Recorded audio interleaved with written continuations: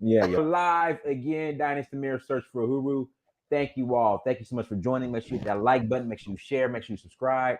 Do all that stuff. I just want to thank you all. Thank you so much for joining. Let's see a couple of announcements. What we got on the laundry list? Documentary. So guys, this is let me pull up the hold on one second. Let me pull up the cover. So this is what we decided to roll with. Documentary. I'm gonna go ahead and upload the trailer tomorrow.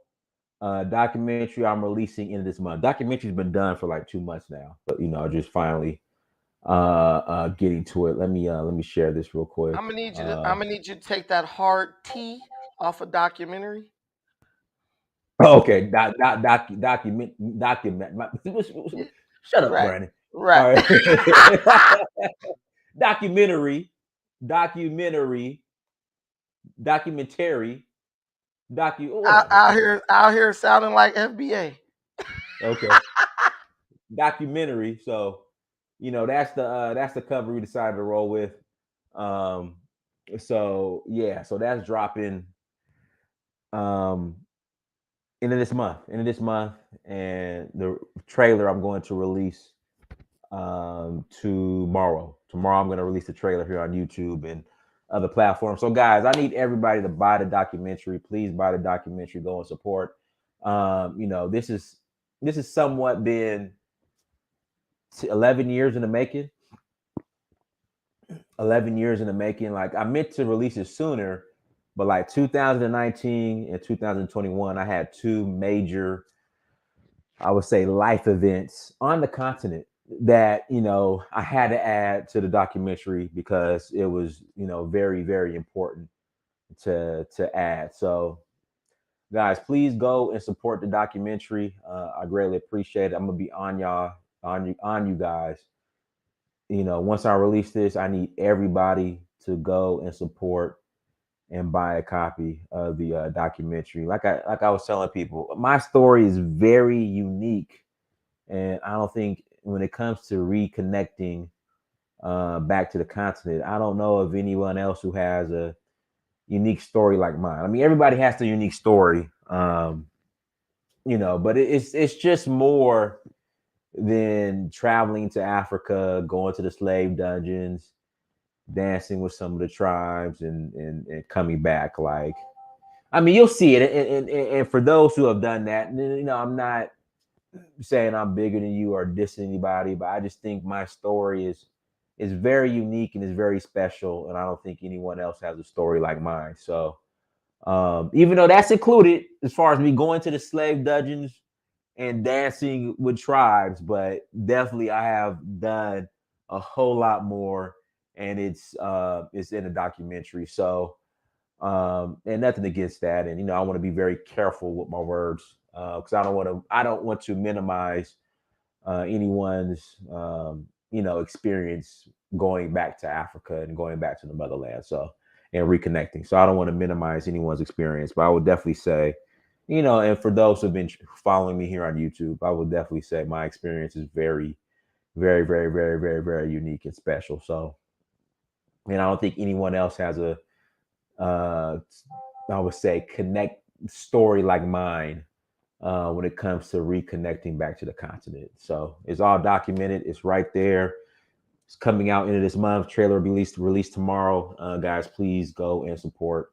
I would really appreciate that, family. I would really, really, really appreciate that. So make sure, uh, you know, you guys go and yeah, better documentary than the hood documentary. I could tell you that.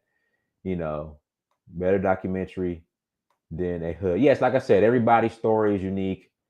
Um, exactly, everybody's story is unique, and again, not to minimize anybody else's story, but I think I got a very, very, very, very special story.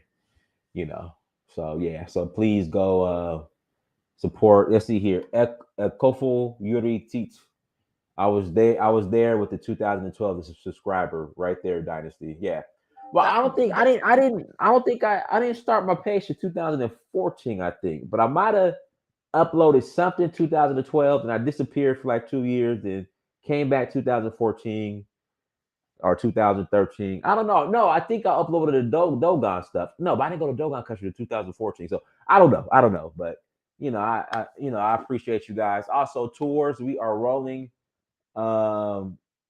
we are rolling to Nigeria. Nigeria. Come with us to Nigeria in August for the Oshun Festival. If you're interested in joining us in Nigeria in August, you're more than welcome to join us. Go to Danfo, DANFO, Danfo, DANFO dot Africa. Again, Danfo, DANFO dot Africa. Also, Sierra Leone, November.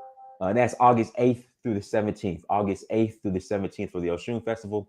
Then we are rolling to Sierra Leone, November 20th through December 3rd. Sierra Leone, November 20th through December 3rd. Citizenship is available to those who qualify.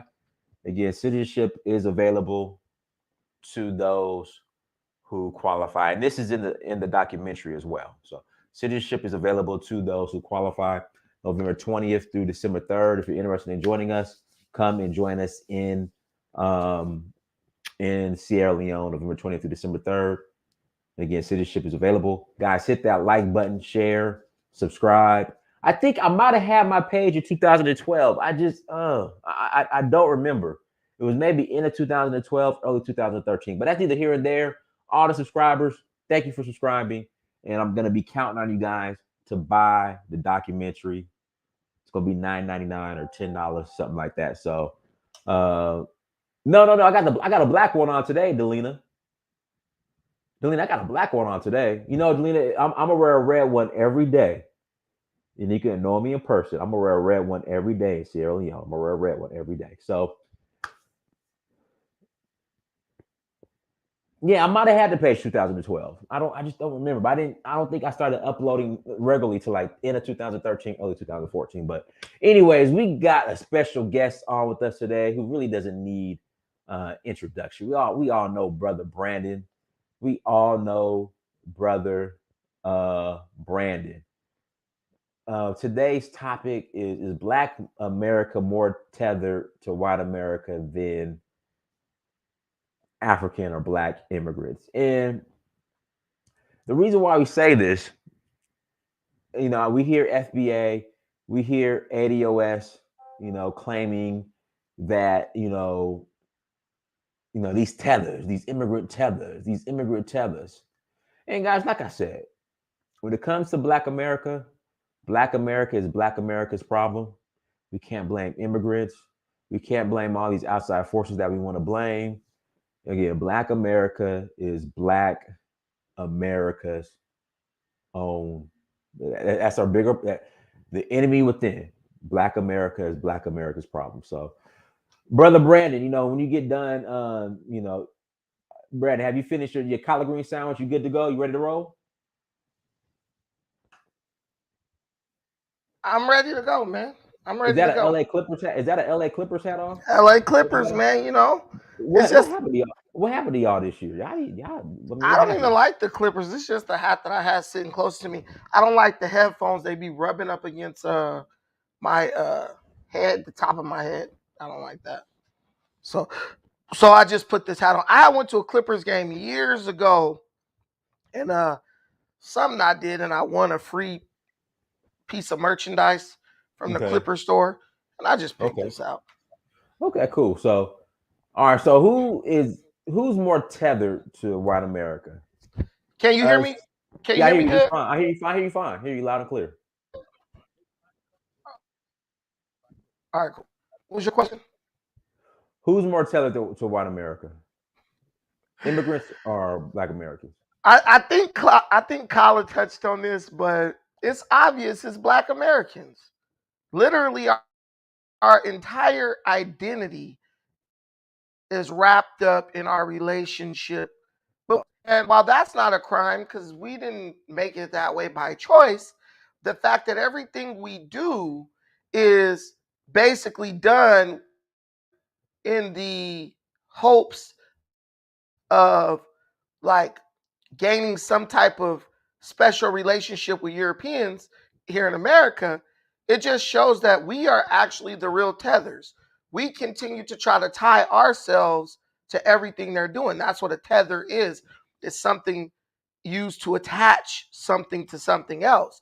And that's what Tariq Nasheed was accusing of black Americans of being, was I've been working out. But uh, but but you know, Tariq Nasheed, he put this whole narrative out. Oh, they try to attach themselves to what we got going, and they come here and they try to take advantage of our opportunities, our resources, things we built. But in reality, they're trying to the things that white people built, and we are trying to attach ourselves to the progress and achievements of white folks. So basically, what it is we're trying to attach to it, they're trying to attach to it, and we in here trying to elbow them out off so they can't attach to it because we want to attach to it. So it's really not a matter of them trying to tether to us. They're trying to take advantage of white people's accomplishments and progress, and we feel like that's our designated position. So we have to try to attack them to prevent them from going, from basically taking our place. So we're the real tethers here, you know.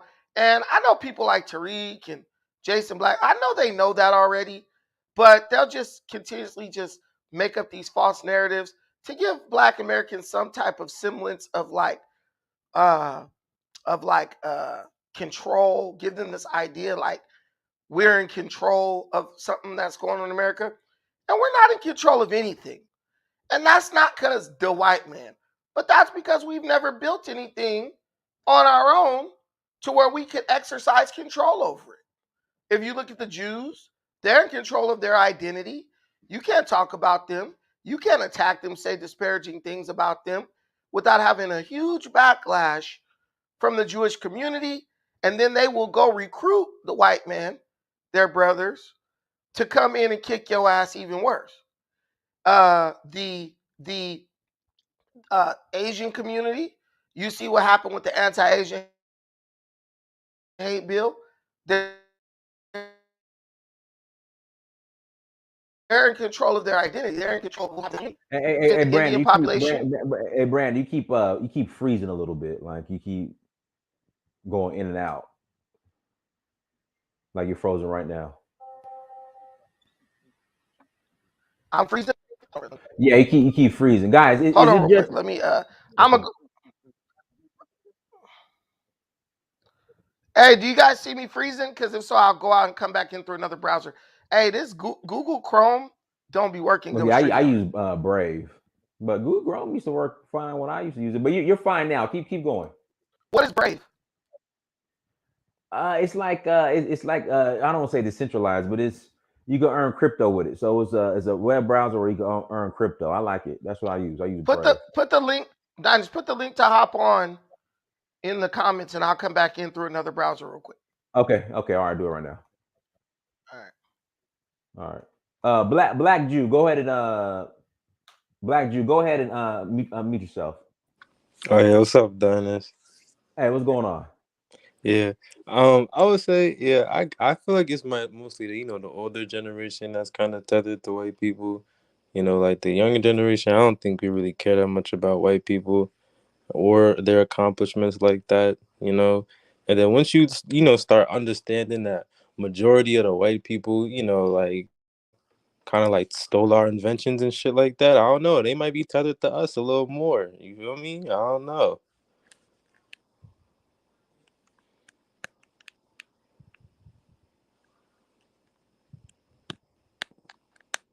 Dang, I can't hear you. I was muted. I'm sorry about that. Oh, yeah, No, you I was good. saying so I think number one, we chose integration. Then also too, in the 19th century, after uh, uh, after the Civil War, we had the opportunity to leave, and we said no. No, yeah, that's very true. I did say that. I was like, damn, I wish I was born back then. You know, I'd have been like, yo, chill, don't do the integration. But yeah, I don't know. That messed everything up. I don't know. Black people probably thought it was something else, and they got finessed, man. You know how that be, bro. Black people always think is, something that's about to help, and then it's never not. I don't know, man. All right, go ahead, Brandon. Dang, Brandon, he's still freezing, Brandon. Yeah, Brandon, you gotta get off that Metro PCS. You gotta upgrade that. You gotta upgrade that Boost Mobile and that Metro PCS, Brandon. Brandon, you completely frozen, Brandon. Brandon, you completely frozen, Brandon. You gotta Yeah, he froze. come on, pull through, Brandon. Here we go. Here we go. Here we go. Kyler, you got to call in. Kyler, you got to call in. Black people wanted to be Americans against all reality. What you think about that comment, Black Jew? Oh, sorry. Say it again. Black people wanted to be Americans against all reality. I mean, I guess, man. I don't know. I feel like it's just a generational thing, man. Like most of the older Black people, I guess, want to be like that. And I heard too. I think it was out like Kylo, or I think it was Hustle Smart. They said like, our ancestors, not our ancestors that getting whipped all that, but like the older generation, they like the real sellouts and stuff like that. Like the real Black people that didn't want that shit. I think they all died and shit, or like went hiding and stuff. Okay, guys, links in the chat room if you like to call in and add to the convo. Link is in the chat room. Click on the link, add to the convo. Brandon, he's he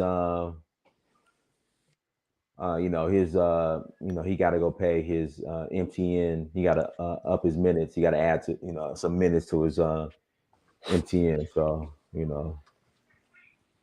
so we'll wait for him. But guys, link is in the chat room. Again, links in the chat room. I see some of you guys in the chat like saying, "Nah, Dynasty, you disagree." Hey, click on the link and call in. Call in. And Kyle is calling in soon. We're waiting on Brandon to get his ghetto Wi-Fi together. Okay, here goes Free Game Podcast. Here we go. All right, Free Game Crip Podcast. Wi-Fi. Go ahead. What's up, man? How you doing? Good, man. How you doing, bro? Chilling. Now, I don't think we tethers. I think I think because this what they do. We say that Black people created everything and da da da da da, and they want to copy us, and okay, that's cool, but that was like yesteryear. You know what I mean? That was a while ago. Like, what have you done for me lately? And we haven't done anything as of late as Black people but get on the internet and twerk and shoot each other up and sell drugs to each other. We haven't done anything recently. You know what I mean? So we are like right now we are squatters. Like we own less than 1% of all the resources in America right now. So do I think what do tether mean? Tether means like somebody's trying to take the place of another person, right?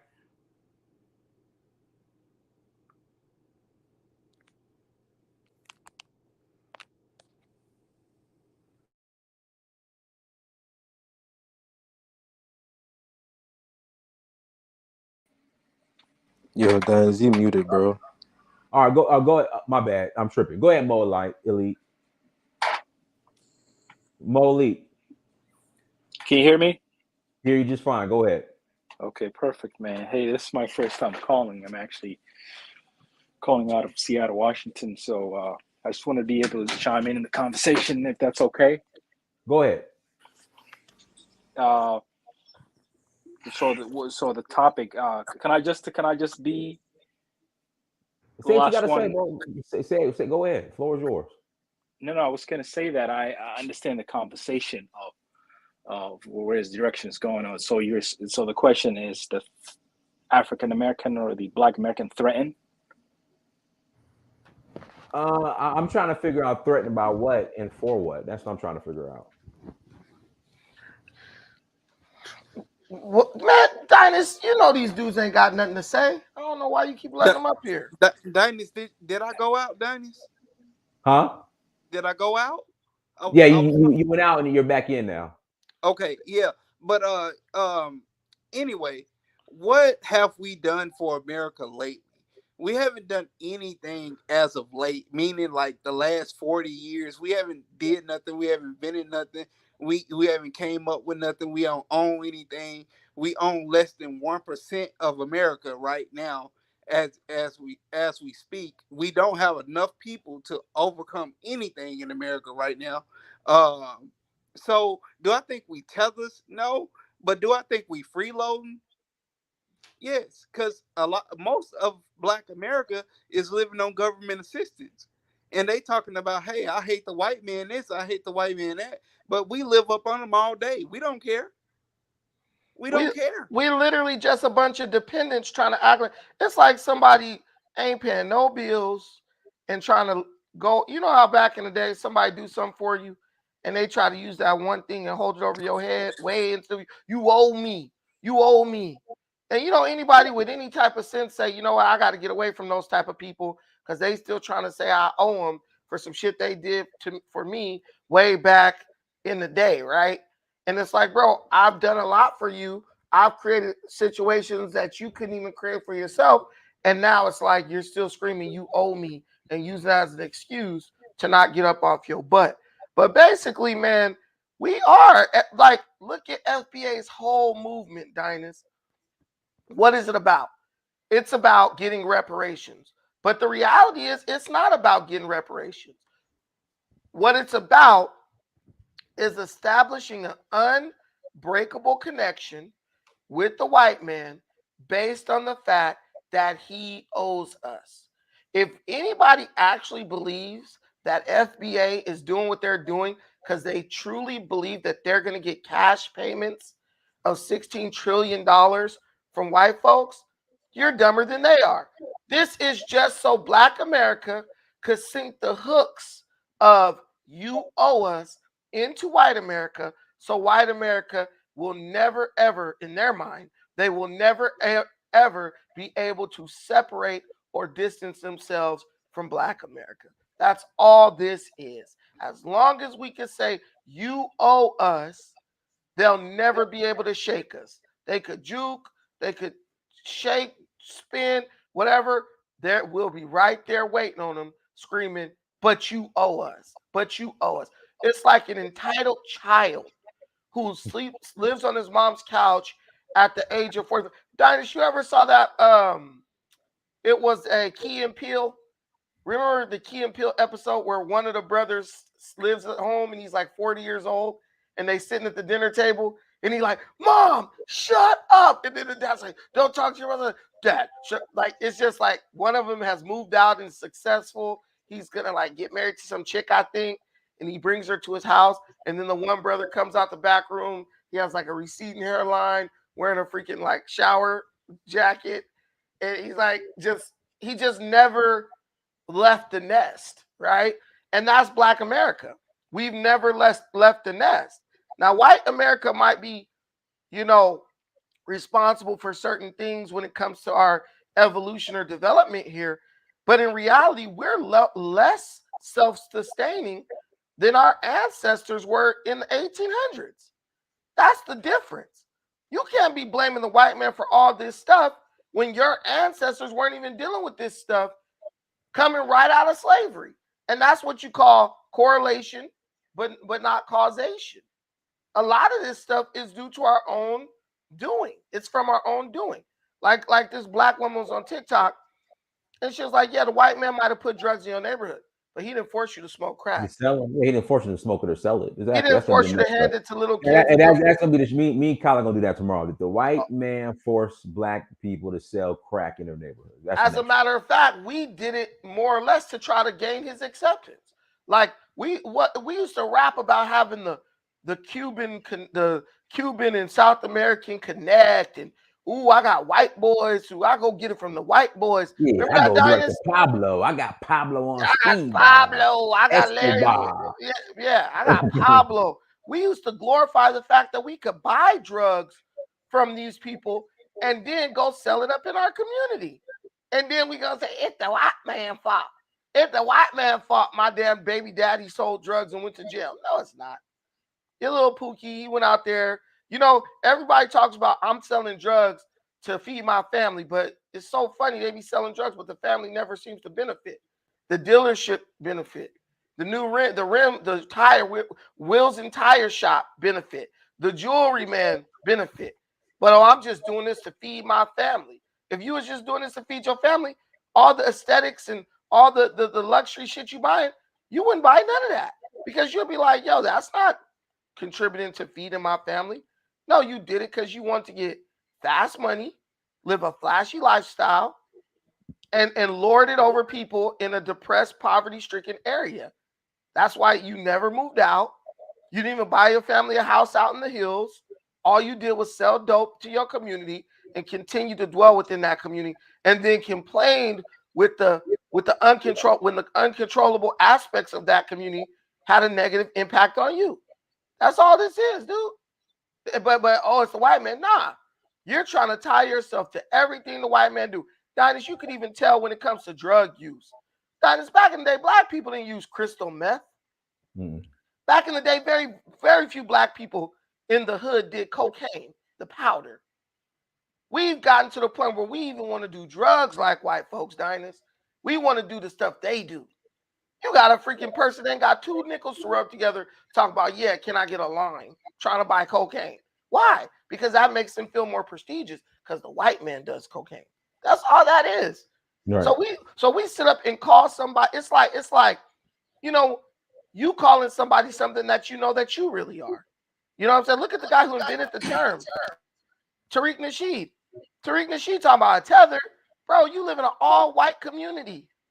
They threatened to bomb your shit up over there, and you still stayed there. Dinus, did he move out of the house when they threatened to bomb him? Not that I know of, but hey, we got Coromonte on. Coromonte, go ahead. Dinus, I'm the guest. I want to do with this. I know, but we got to hear from other people too. Coromonte, go ahead. Coromonte, yes, you got the background noise. You got the background playing, man. You got to turn that off. Come. Right, you didn't interrupt my stuff for somebody who don't even know how to operate the technology. Nah, Coromonte, it ain't. Nah, it ain't working. Come back in. Come back in. Oh, yeah. Oh, hold on, let's get Mr. Sandman. You the guest, Brandon, but we got to bring other people. Man, first learn how to put the weed in the bag, then get money. Yeah, Mr. Sandman, go ahead. Yeah, that discussion about us being tethered to, you know, America more than other black immigrants, and you know, I think we are, and I think that's natural because we've been here, you know, the longest, and in fact, I believe being tethered to, you know, the United States of America makes us stronger than other people in other countries because diversity creates strength. Because you learn things from other people, they learn things from you. Y'all build and add on. So I think that diversity is a strength. And I believe even if Black Americans was to go back to Africa and reunite with our brothers over there in the continent, are the differences and the things that we learned in the United States will strengthen them, and we can build and add on to that country, to the countries in Africa as well. So I believe, yes, we are tethered, and I believe it's a positive more than it is a negative. Well, if we went back to Africa, the first thing we will learn is independence. See, that's one of the biggest things that turns Black Americans off from going to Africa, because it ain't no handouts and no safety nets waiting for us over there, right? Because in Africa, people don't depend on government programs to survive. So we get mad when there's not a red carpet and a safety net somewhere. We look at that like, look, they don't got this, they don't got that.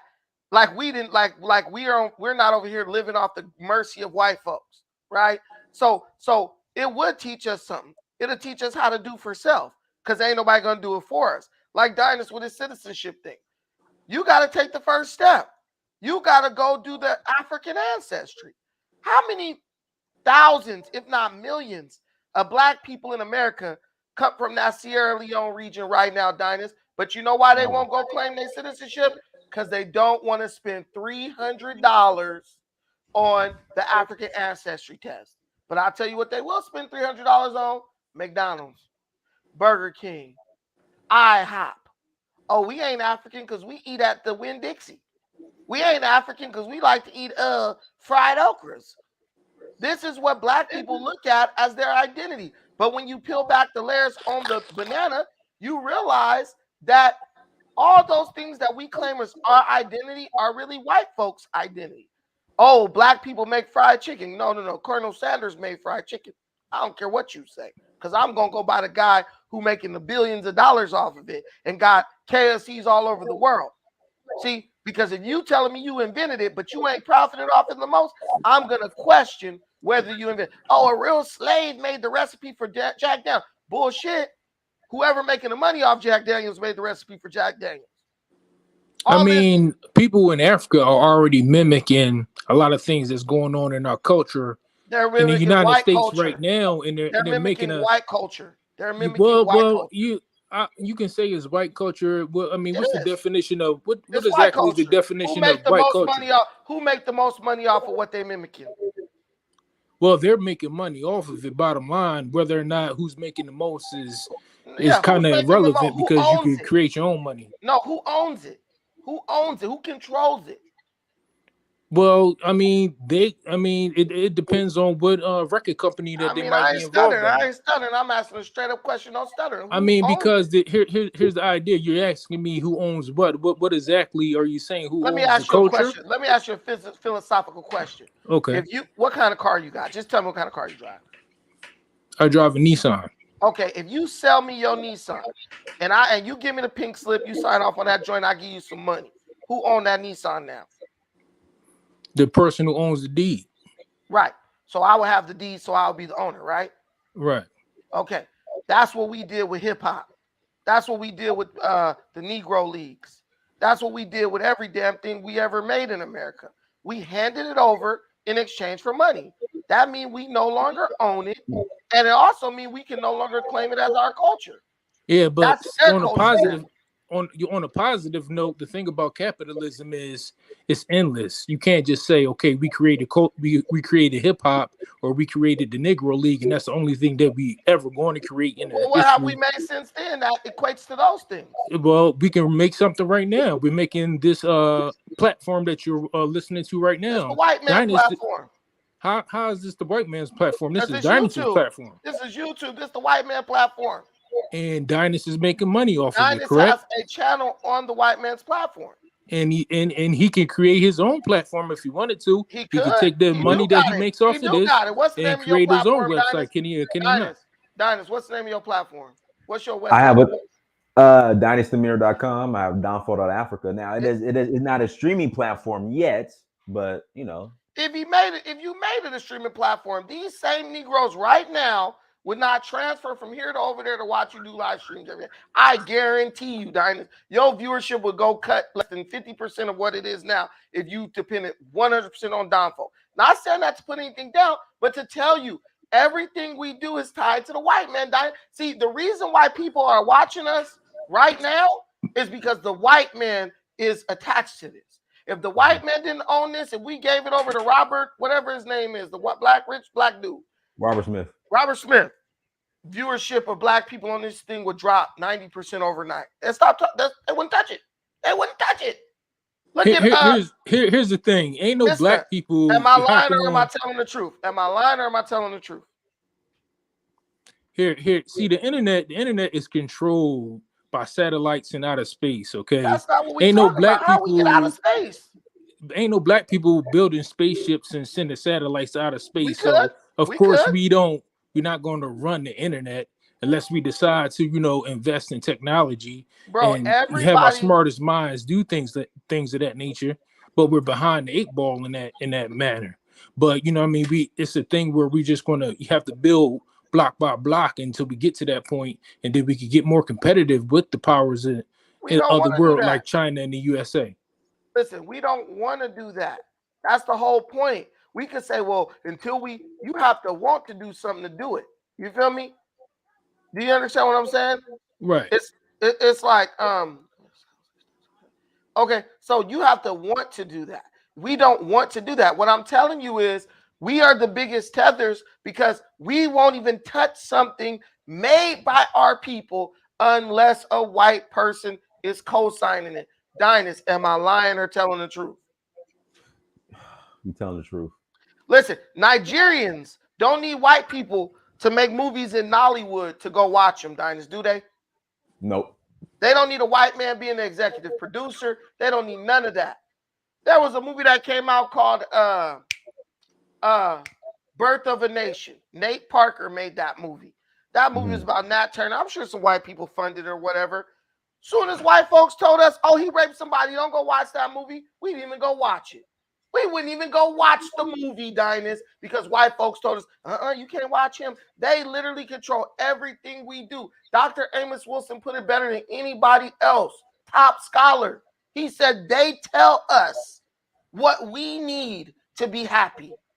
That means you are a tether. Your thinking is tied to their opinion. Everything you do is tied to their opinion. That is the definition of a tether. Nollywood don't need white folks to survive. I remember when Black Hollywood was bigger than almost bigger than white Hollywood. I remember when I understand what you're saying, but I think you're looking at it from the wrong perspective. Now, see, anytime you're in the business, you're at the mercy of your customer. So your customer it's what your customer wants, and you have to provide that service. So you're always going to be a slave to the person who's paying you money, one way or the other. So, I mean, we're all, I don't know, pitting up a front. Go ahead, Brandon. Then we pass it to Colin. Go ahead, Brandon. Listen, I don't know about anything about wrong perspective, slavery mindset. I'm telling you what the reality is right now. Do you know how many black people in America doing big things? We don't even know about it because honestly, we don't even look for black people doing stuff. We look for the black people that white people tell us is okay. Only time we start paying attention, to even black movies is when Netflix do a Black Heritage Month. Here go the specials that niggas done made under the bottom of the screen for Black History Month. Oh, I didn't know about that. Every year in LA, they got the Pan-African Film Festival. Man, there's barely any black people at that thing. There's some black people, but it's like people flying from other places to go watch that. The people right in LA don't even know what's going on, don't even show up to it. You know what I'm saying? We are tethered to whites. We literally let them guide our opinion. Even now in politics with what we're doing with the reparations.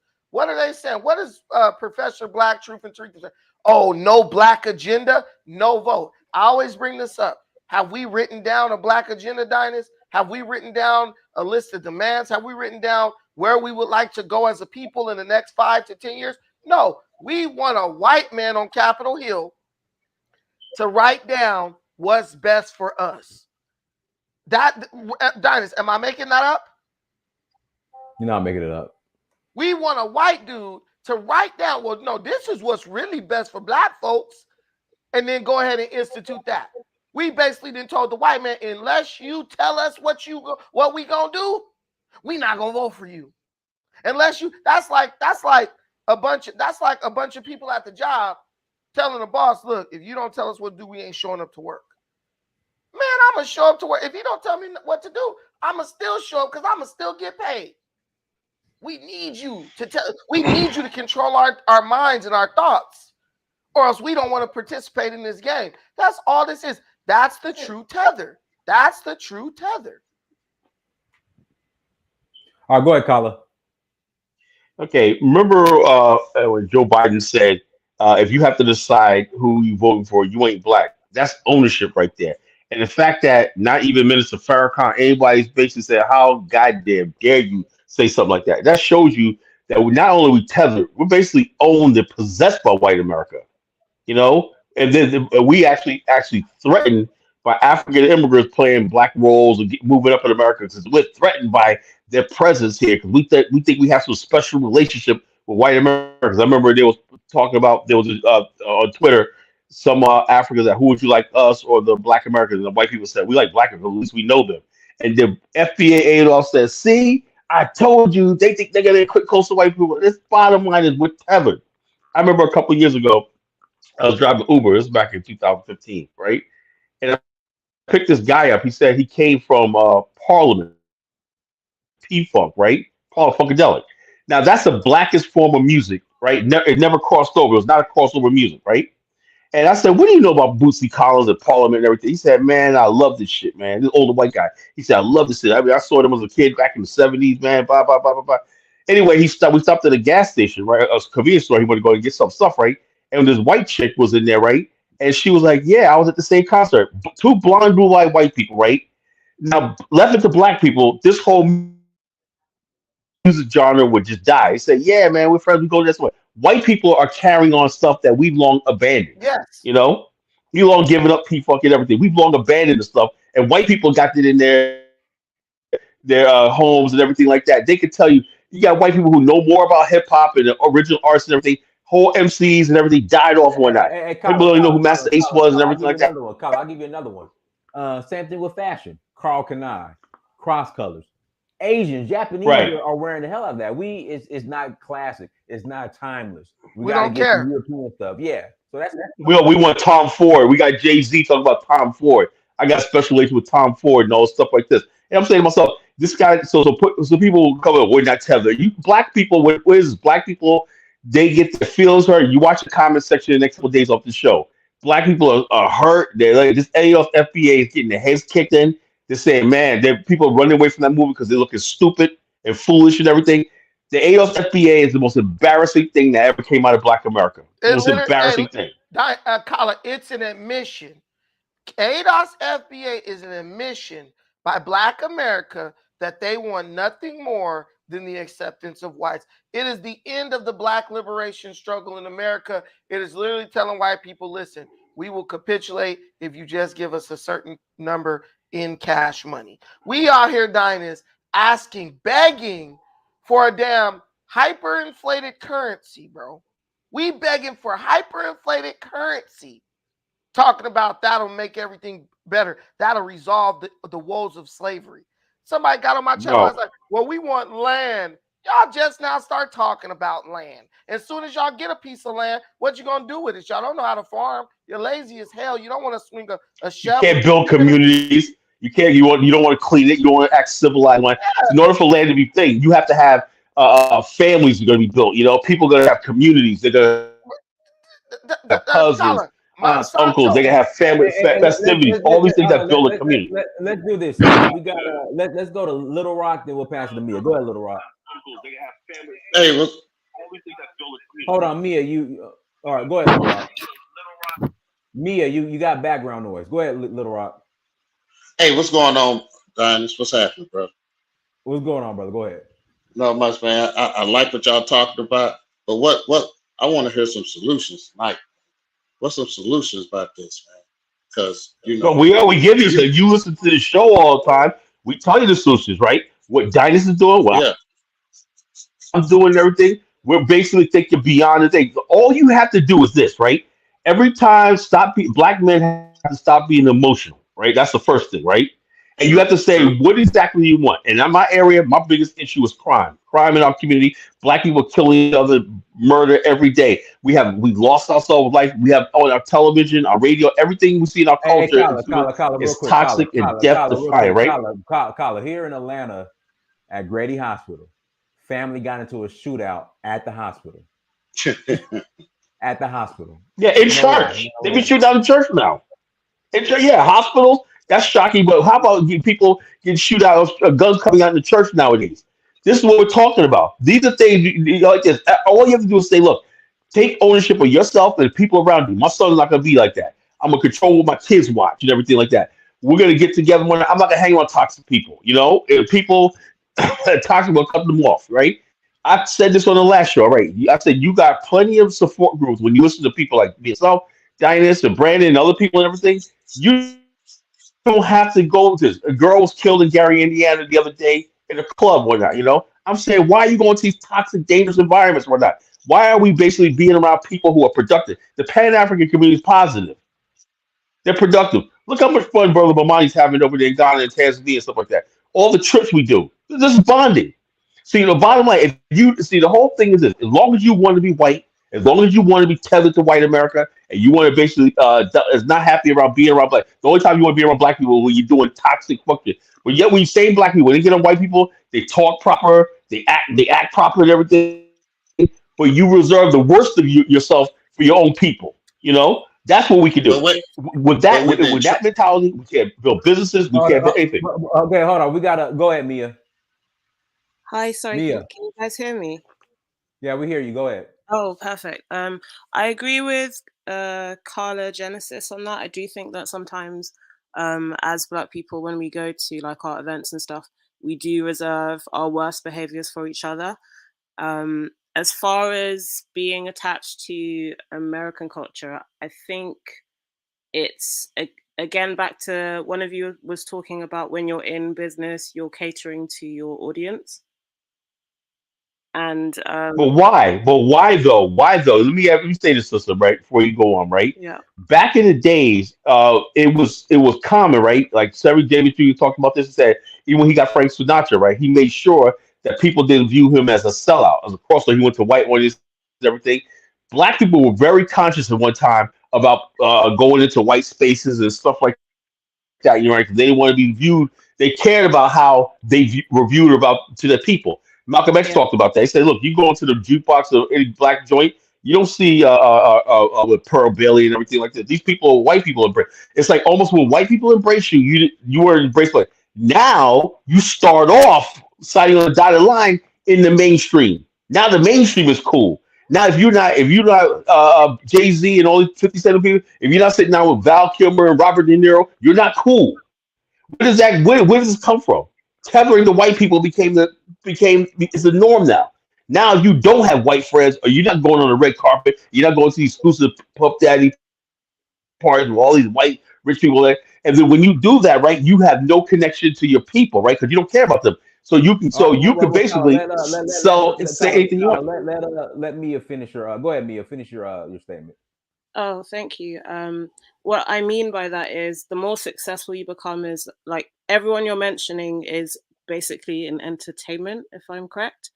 And the closer you get to reaching the top of whatever industry you are in, unfortunately, because there are so many conglomerates, like even if you were to run a small business, your small business becomes successful, your client base is predominantly Black.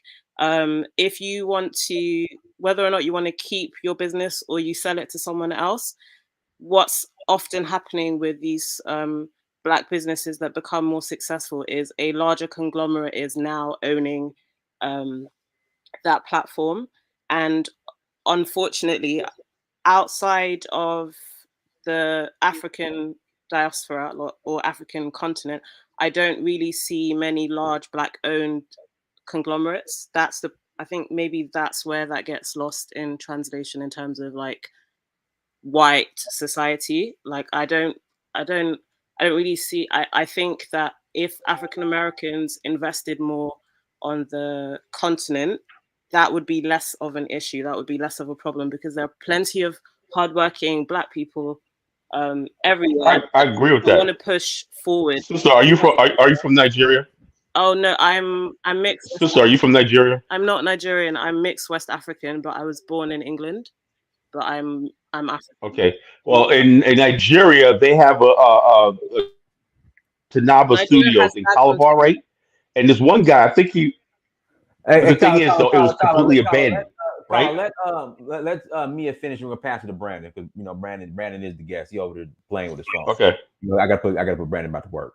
All right, but Um, go ahead, Mia, and then I'll pass it to Brandon because Brandon, you gotta put him back to work. So go ahead, Mia. oh, thank you. Also, just to chime in about the whole tech situation, there is Black in technology. There are loads of Black-owned organizations that try and push that forward. Uganda has a lot going for itself in tech. Ghana does. Nigeria does. Other parts of East Africa do as well. The only issue that I would say, technology-wise, my partner works in tech, that Africa does have is that it's so expensive to run the internet. And I think once there's a solution for that, that's going to be a major game changer because there are over 1 billion people on that continent itself. And whoever holds the majority of internet content or users, that kind of controls what the culture will be. and because there's so many people that have access to fast internet in the West, that's why the predominant culture that's pushed, or the multinationals that are like that become really popular because of their user base, is why I think once we resolve the access to good steady internet that doesn't cut out on the African continent, I think that will really change things. Right, I don't perfect. know. Go ahead, Brandon. My internet in Africa was good as hell, better than my internet here. So It's I Yeah, same here, man. don't know My what internet in I don't Liberia know was the what the best I've hell ever y'all seen it. talking about. I recently went. The electricity sucked, but the internet was Yeah. great. Listen. I ran my laptop off my cell phone. Was it My little expensive? Was No, it it wasn't. expensive? It wasn't. It wasn't It, expensive. It was it, not. Literally, I would put like $20 on my phone, and I could stream with my phone's Wi-Fi for yeah. like 5, 6 days in a row, 3-hour streams. But how And then much is your internet in the US? How much are you my paying monthly? Because my internet here is $59.99 a month. My that's internet in that's what I'm talking about. Like, No, listen, I, listen. Wait a minute. Let me get it out to you because okay. I do this. My internet through Safaricom in Kenya is less than $20 a month, and it is faster than my internet here. Literally, people who stay in my Airbnb want me to do a speed test for my internet. Airbnb now lets you do a speed test for your internet so people can see how fast your internet is in your house or your apartment that you renting out. And my shit is faster than here. You see all this lag and stuff I got in the States? I don't have this problem over in Kenya. I be out there streaming on the roof and shit outside, still connected to my internet. And I it's would good. I would say, sorry, I don't know, should I call you Pan-Africanism Strikes Back? Oh, you call me I, Brandon. Brandon, okay, hey Brandon. I would say that like it's good that your internet's fast in Kenya, but there's like so much of the continent that doesn't have that, and we're having issues with Yeah, but that's again, y'all fault. lights out. That's y'all fault. No, but it is a problem, but No, it no, it's not a affects. problem. Listen, it's not a problem. It's your fucking fault. That's what I'm telling you. It's If you're a Nigerian, it's your fault. Any Nigerian in this comment, it's your fault because you guys elect and support people who don't put no money into infrastructure. That's it. Don't try to make it seem like this and it's an unfair advantage. The difference between you and everybody else, if a white boy can't log on the internet, guess what he gonna do? He gonna flip the fuck out, go run up to the Capitol and act a plumb fool. Y'all just take it. So it's not. Listen, no amount of development, no amount of we need this coming over there is gonna fix your problems because you listen. Have you ever heard the term throwing pearls to swine? Have you ever heard that term? I'm not familiar with that, but can Okay. I just Wait. Let me hold on. I'm just inserting accountability back into the conversation. If you can give an African anything, but if he doesn't have the testicular fortitude to fight to maintain it and keep it at a high level, it's useless. And that's what Africa's dealing with. It's not about they can't or they don't have. They got all that. They got all of that. They could build up a mall, a KFC, fried chicken, all that. But why? Because there's somebody, usually a white person, Dynas, you can confirm this. There's usually a white person who's down to do the work to make sure that they are maintaining a high level in that endeavor. Dynas, am I lying or am I telling the truth? Depends on the industry. The industry, right? Exactly. But I'm just not buying this like, because this is just like, as soon as we do this. No, Africa got everything America got. It's only one difference. Who's running it? That's it. Who's running it?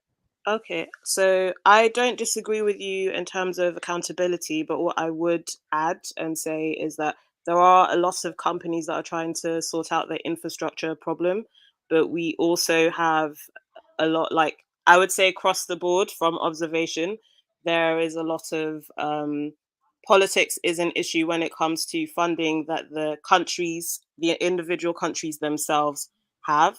And the only way that you can circumvent that is through business and people.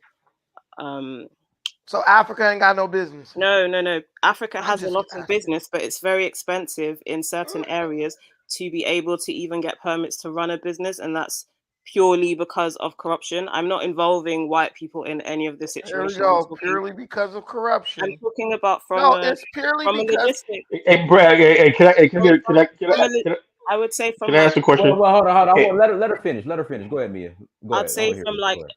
logistics, I have known plenty of young people that came from the diaspora, wanted to set up a business in like I'll just say specifically any West African country.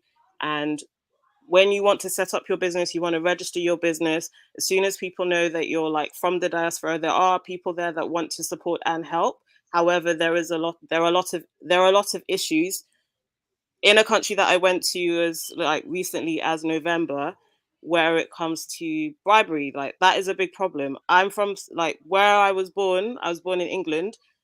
Regardless of wherever I set up a business, I cannot pay bribes to a government official. I just can't do that. I'll get arrested. Yeah. I can be prosecuted at a further date for doing that. However, in certain countries, that's almost it's like a quid pro quo situation. And it's very And look, if you difficult got to run arrested, and if it's you like got arrested, and if no, you but got it's very arrested, difficult to run a business in that okay, way. let me. Let her If you finish. got I want to. Mia, you done? Yeah, I'm done. Donis, we didn't heard this shit 1,000 times. I'm tired of hearing Africans talk about it's corruption, bribes. This is why there's corruption. Because the people where you're from don't give a shit about corruption. They don't care I about don't think bribes. that's true. Wait a minute, There let me are, finish. people Let me that are finish. there that were born there that Let do me care about finish. I corruption. know Don't you're get me getting wrong. defensive because you interrupted me. Oh, These I'm sorry people, for interrupting you. listen. If somebody Donis, you live in America. This is a fact. If somebody said, do you know that the police officer on the corner, we in America, if somebody said, do you know that cop told me that if I didn't give him $100, he was going to write me a ticket? If someone came and told somebody that in America, do you know how many people would be at that damn city hall going absolutely ape crap over that? Right. Am I telling the truth or am I making that up? You tell the truth. yeah, it's It's true. true. It's true. It's true. You even mentioned so they will be blown away. We going right now. We going down to the police station. We cussing everybody out. Y'all don't give a shit. Why? Because hey, Brandon, the problem there's is this. somebody Hold benefiting on. from Let it. him finish. Let him finish. Go ahead, Brandon. Because there's a certain segment of your population that's right there rubbing elbows with you who is emboldening that type of behavior. And because everybody is like, well, I'm busy doing what I got to do, it continues to exist. All you guys got to do is start giving a damn. That's really all there is to it. Just start caring. Look at SARS when them students was getting their ass whooped. Where was the adult Nigerians to go help them? At their job, not giving a shit. I got to get this $2, $3 a day to feed my... No, and that's all it is. Nobody can care more than the people who are living in that place. When those people get sick and tired of being sick and tired and want to elevate their standard of living, that's what they're going to do. Until then, we shouldn't be forced to suffer under the constant excuse making of Africans. Because at the end of the day, that shit is all excuses. I'll set up a business in Africa. I just had a damn Dinus, the freaking people at the apartment where my place is, they tried to send me some crap about, oh, you need to fill out a tenancy agreement. Why would I have to fill out a tenancy agreement? I already have a tenancy agreement. They were some chick was trying to get me to pay her money, or she was basically saying like, she didn't have my paperwork. So I had to do new paperwork and I got to pay a process fee. You know what I did, Dinus? I called the damn owner. I said, look, you either fix this or I'm okay with moving up out of there. It don't matter to me. He said, yeah, I didn't even know that was happening. He hit me up a day later like, hey, everything is good with you. You're a good tenant. I'm sorry about that. That girl's been let go. Period. Why? Which country are you set up in? That's in Kenya. Okay. The guy got rid of that heifer but you know what somebody else would have did? In Nigeria, you know what they'd have did? The owner would have put her up to do that. damn, did we get them? That's all it is. And I like Kenya because Kenya, there's corruption there, but Kenyans are starting to come out of that mindset where they're tolerating corruption. And it's just an evolutionary thing. But they ain't getting there by It's a making culture. excuses. It's a culture. Let me say this. Let me say. Well, Mia, you got anything else you want to say, Mia?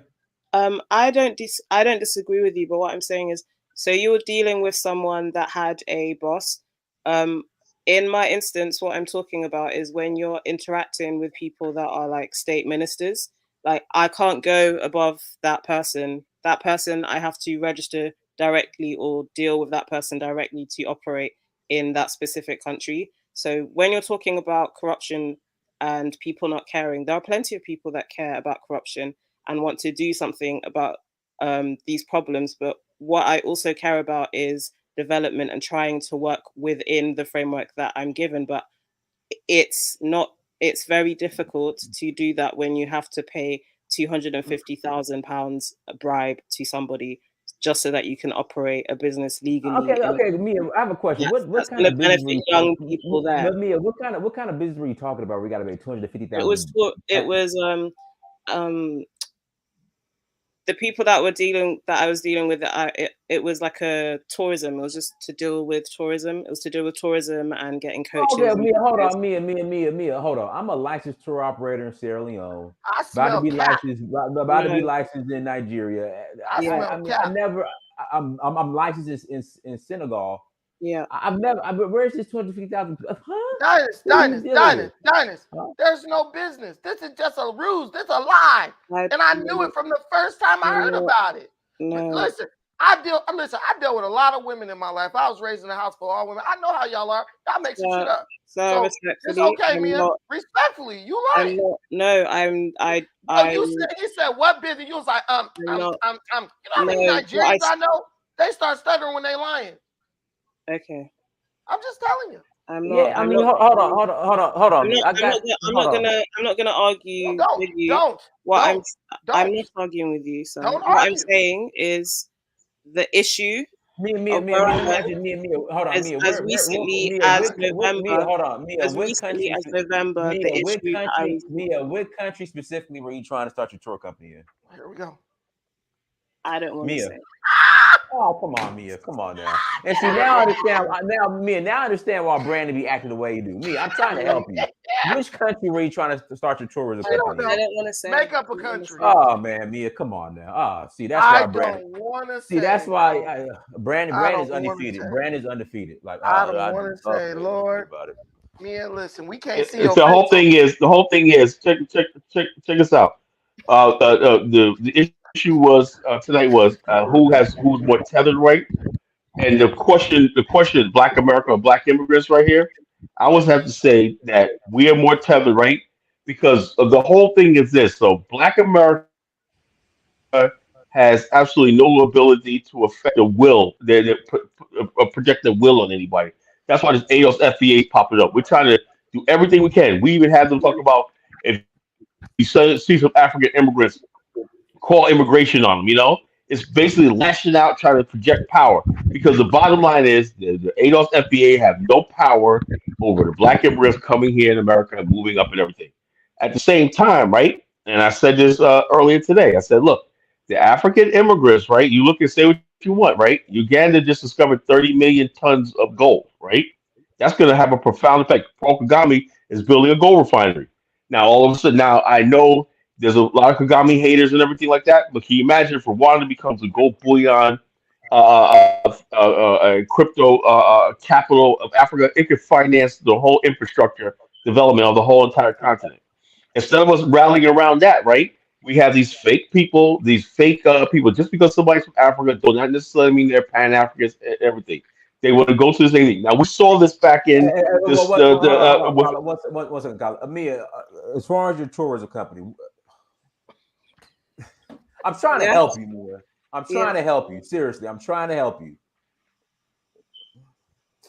Is it Nigeria, Sierra Leone, Senegal? It's West African. Which country? I'm trying to help you, Mia. Which country?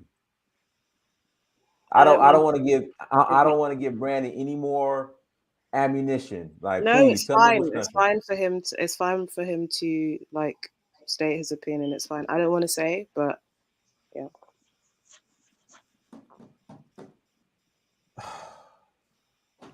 Is it Alexa, my go ahead. Alexa, turn? go ahead.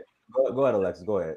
Hey, you guys. So I don't know. I just feel like this lady is just full of cat because, like, honestly, like, there's so many different expats that's in Africa doing business. All you have to do is just reach out to one of them and see how the process is.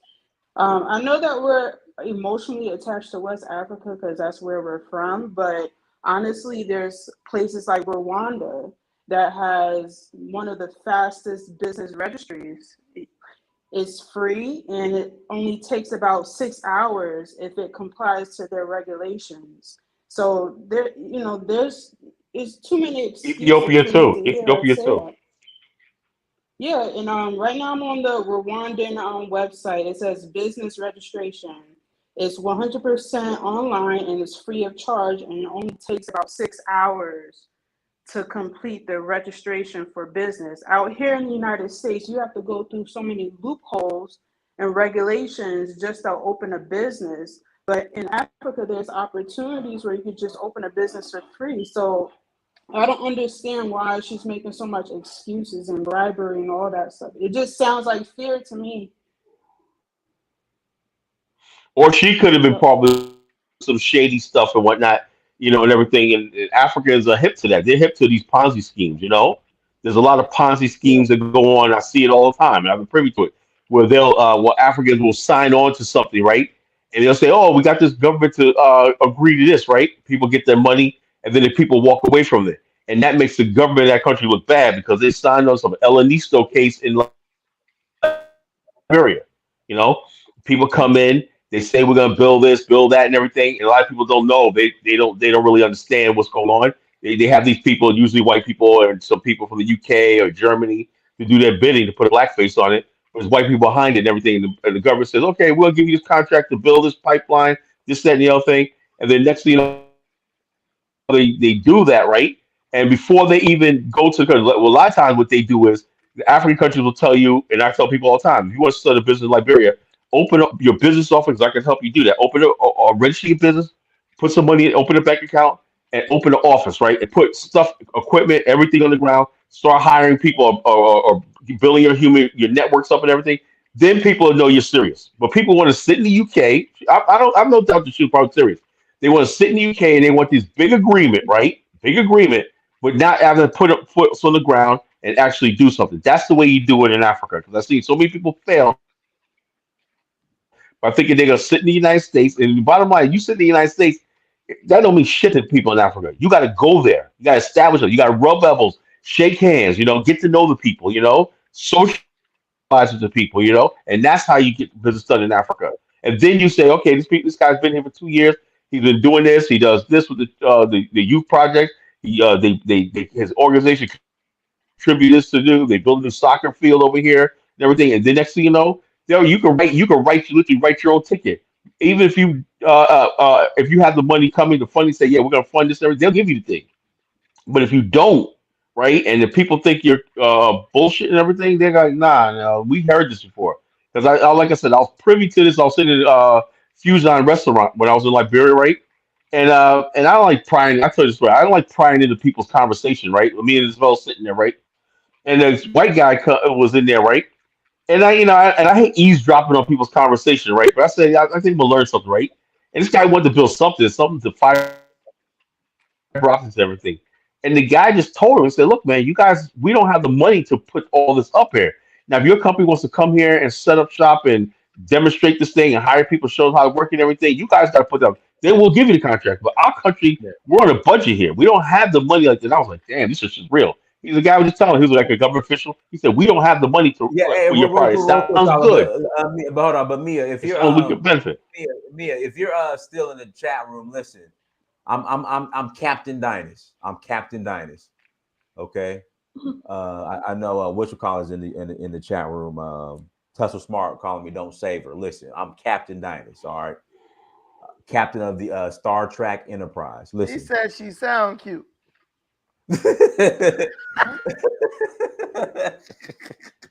Listen, being seriously, if you need help, if you're serious, because I listen, Brandon is undefeated. Brandon is still undefeated.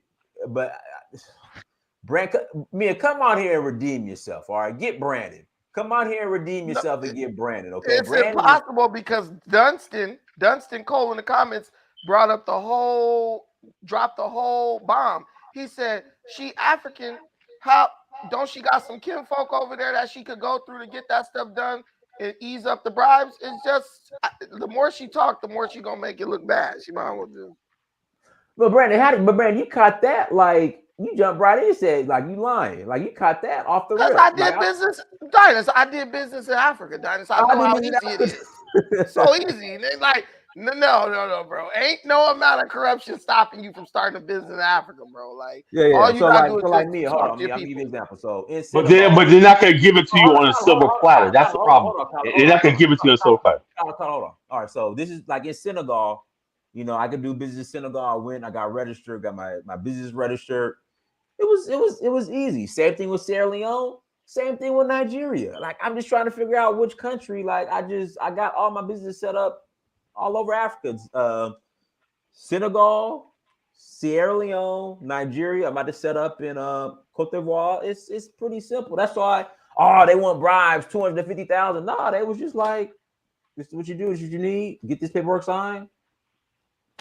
And yeah, that was it. Got an ID for every country. Over there running through. No, but in Senegal, they give you this for your business when you set your business up. They give you this ID like for Senegal. So hey, so people are in the comments. Why are Brandon and Dinah so obsessed with Black Americans and Africans ain't united over? It's like, bro, Black people make up all these fake requirements to go do something. You need Africans to be united for you to go to Africa and do business. Yet you look, your own neighborhood is not united. It don't stop you from going in there trying to get cheap rent. You move right up on in, Crips in the blood, shooting at each other, living in the same building, shooting at each other every day. Your ass be like, man, they said $600 a month for a 2-bedroom. You right up in there ducking bullets and shit, sending your kids outside with bulletproof vests on every morning before they go to school. Why? So why do we pretend like we need this unity to do something? Do you have unity with the people at your damn job when you go to work every morning? No. So this is all lies, and they're obsessed with Black America. Well, we are Black Americans. Oh boy. Oh shoot! Look, I'm gonna have to leave. He's gonna get smoked. He's gonna get smoked tonight. Got no point about start repeating the same stuff. Diners, do me a favor. If this guy don't let other people talk, cut his ass off. I'm gonna cut him off. All right. That's what I'm saying. All he does is talk over people. You don't know. Okay, all right. Go ahead, Trey. Go ahead and repeat the same shit you always repeat. Go ahead, Trey. My friends, I come in peace today. I promise you. No, we ain't in peace, man. We're here to stomp your ass, man. Because y'all losing. Whoa. All right, here's what I gotta say, man. Y'all losing. I don't accept the premise of this headline. And here's why. I want you guys to name one colony that survived without FBA ingenuity. Colony of where? What? Colony in America? Yes. What the hell are you talking about, Negro? Without FBA ingenuity. He's trying to say the Tangiers, Turtle Island. Oh, I got one Turtle Island. Turtle Island, man. All of them. New York, Boston, all of them survived. They didn't survive without FBA. So benefiting off something that you built is not tethering. No, benefiting off something that you built is not tethering. Tell me how you help those colonies survive? Tell me. Because when the Europeans were coming over and the multiple colonies they tried by themselves, they ended up eating each other. Okay, tell me how FBA helped those colonies survive. Now we about to go into wobble. Agriculture, ingenuity, it allowed them to survive. Indians taught them. Yes, and they were blended with foundational Black Americans. Didn't I tell you? I said Irish were too, right? Yo, and the Irish too. They all freemen too. The Irish and the Indians. The Irish are freemen too. Didn't I say when he first got on? I said this is about to go into we the Native Americans. Didn't I say that? No, it's just a blend. It's just an amalgamation. Is either true or false. Yeah, amalgamation, nothing. Is it true or false? Listen, let me tell you. It's false. It's a lie. Wait. Let me say this. It's 100% Do a true. DNA test, So nigga. You go, know what I'm saying? so go take your butt over there to that reservation. If it's true, then we ain't got nothing to discuss. You done already made your agreement with the white man. You supposed to be out there in Nevada somewhere in the desert living on a reservation. Nah, this is So just you flawed say history that you're talking about. it's solved. Did the Indians not negotiate treaties with white folk? Right or yes Indians or no? were not a monolithic ethnic group. No, I didn't say that. I said, No, you're acting like they are. No, I'm asking you a question. Did the You're Indians, acting like they are. bro, did the Indians not negotiate treaties with the white man? I'm asking, did they breed Indian Can you women with answer a African straight males? question? Can you answer a No. simple question? Oh, No. wait. Hey, let me pull up. No. Let me let the people read one thing. No, that was so rare. That was so rare. And the bottom line is this: the Indians, mostly Indian women, were basically mated with white. That's why they lost a lot of their heritage to the white man. Indians almost never No, that's not true. It's the truth, though. African males did not Google the article. mate with Indian New women. Directions in Native American Slavery. Google Oh that. man, made by some. Who did this? Professor Boo Shakalaka, you know? That's Boo Shakalaka Hotep. That's even Hotep 101 temple. Even in the book that is your reference book, Africans and Native Americans. No, that's not just the reference book. Yeah, okay, whatever. But it never asserts that Indians and blacks, African slaves, reproduce in large numbers. It never says that. Yes, it does. No, it didn't. Tell me the page and read the paragraph to me. Okay, I'm about to find it right now. Go ahead, read the quote. Because it never. Hey, y'all keep talking. I'm about to pop up in like 5 seconds. Just keep talking. I'm moving. Hey, listen. Yes, that's but I don't. This is not it. That's what I was kicked about. That's what I was just kicked about the studio here and came back. Hey, Brandon, check this out. Not only are we tethered to white people, we're tethered to Native Americans. We want to be part of Native Americans. We want to be white people. God damn, man. Oh, damn. Oh my God. Trey. Oh, there you go. Yo, man. Trey.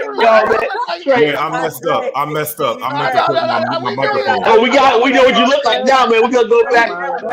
You look 100% African. You look. Hey, I got Zulu. You like a Zulu. Hey, you like a Zulu, man. My source. Do you guys want to know the source? Read guest You're a whole Zulu, bro. New Directions in the History of Native American Slavery, Trent University, Linford D. Fisher, and Arm Balachowski. New Directions in the History of Native American Slaveries. You know the cover of Al Green CD when he got the shirt on. Hold on. Oh my God. I know exactly what he's talking about. Hold on. Remember the Al Green CD? Shout out Al Green CD. Oh my God. Look, that's all I can envision. This was dripping. Why was this dude dripping? Yo, just hold it. Yeah, places Al Green. Look. This is Al Green, dude. He had the choke chain on his neck. I know exactly what he's talking about. Hold on. I'm about to pull it up. He exposed himself, bro. This nigga crazy. Why is this nigga in the bathroom? I'm about to pull it up right now. Hold on. Why was he in the bathroom? He's sitting on the toilet, man, taking a shit. Hold on. I know exactly what he's talking about. Hold on. My man is going live from a gas station. Yo, this is Anthony Ali's homeboy. This is Anthony Ali's mentor right here. That's the album cover right there. That's the album cover right there. Let me find a bigger picture. Hold on. Let me find a bigger picture. Oh, shoot. Hey, that's all I saw. He said something I didn't even hear because I was thinking about, dude, why Al Green up in here talking trash about here Native American? Ooh, boy. Ooh, oh, shit. Oh, my God. This man was butt naked. We That's never right. That's right. Trey, hold on. Yeah, we done found him. Listen, we done Trey, we done found you, boy. You done messed up. He hit the wrong button. That's your ancestor right there. He got excited. He got excited. That's right, y'all. That's his ancestor right from now on, we call him Al. Old Al's at it again, dude. TH. There we go. Al Trey Green. This man. There you go. There you go. Oh, shoot. The man was dripping sweat, dude. I don't know what was going on. Then he flipped on the camera 2 times. That's the problem. He flipped on twice. Do my eyes deceive me? Clearly, Okay, they I do. got one question though, right? Ooh. I just want to hear. Go I just want to hear the Al. logic. I just want to Go hear the ahead, Al. logic. Go You ahead, ready? Al. Okay. John Norris, a South Carolina planter, in his estimate of cost of setting up a plantation with 15,000 pounds of capital, he said, get you 15 good Negro men at 45 pounds, which comes to 675 pounds. Get you 15 Indian women to work in the fields, which comes at 18.1 pounds, which comes to 270 pounds. 3 Indian women as cooks for the slaves and other household business. And he said, for a small plantation of 100 to 200 acres, he advised the purchase of 2 slaves, a good Negro man and a good Indian woman at 45 pounds and 18 pounds respectively. The housewife would have the assistance of the Indian woman, they diligently employing themselves in the careful management of the dairy, hogs, etc. He said this in 1712 Charleston. You can look it up on the Southern Frontier by Verner W. Crane. Man, stop Now, my question is, the offspring, are those not foundational Black American you just ancestors? read that out of context and you know it. No, that's called, you can look it up. The source is the Southern Frontier, 1670 to 1732. Author Verner W. Crane. John Norris was one of the most successful South Carolina planters, and in Charleston between 1670 and 1717, more Indians were enslaved than Africans, and that's where a lot of us. That's a lie. That's a lie. Whoa! Y'all just lying. That's a lie. Let him read it again. Let him read it again. Read it again. Read it again.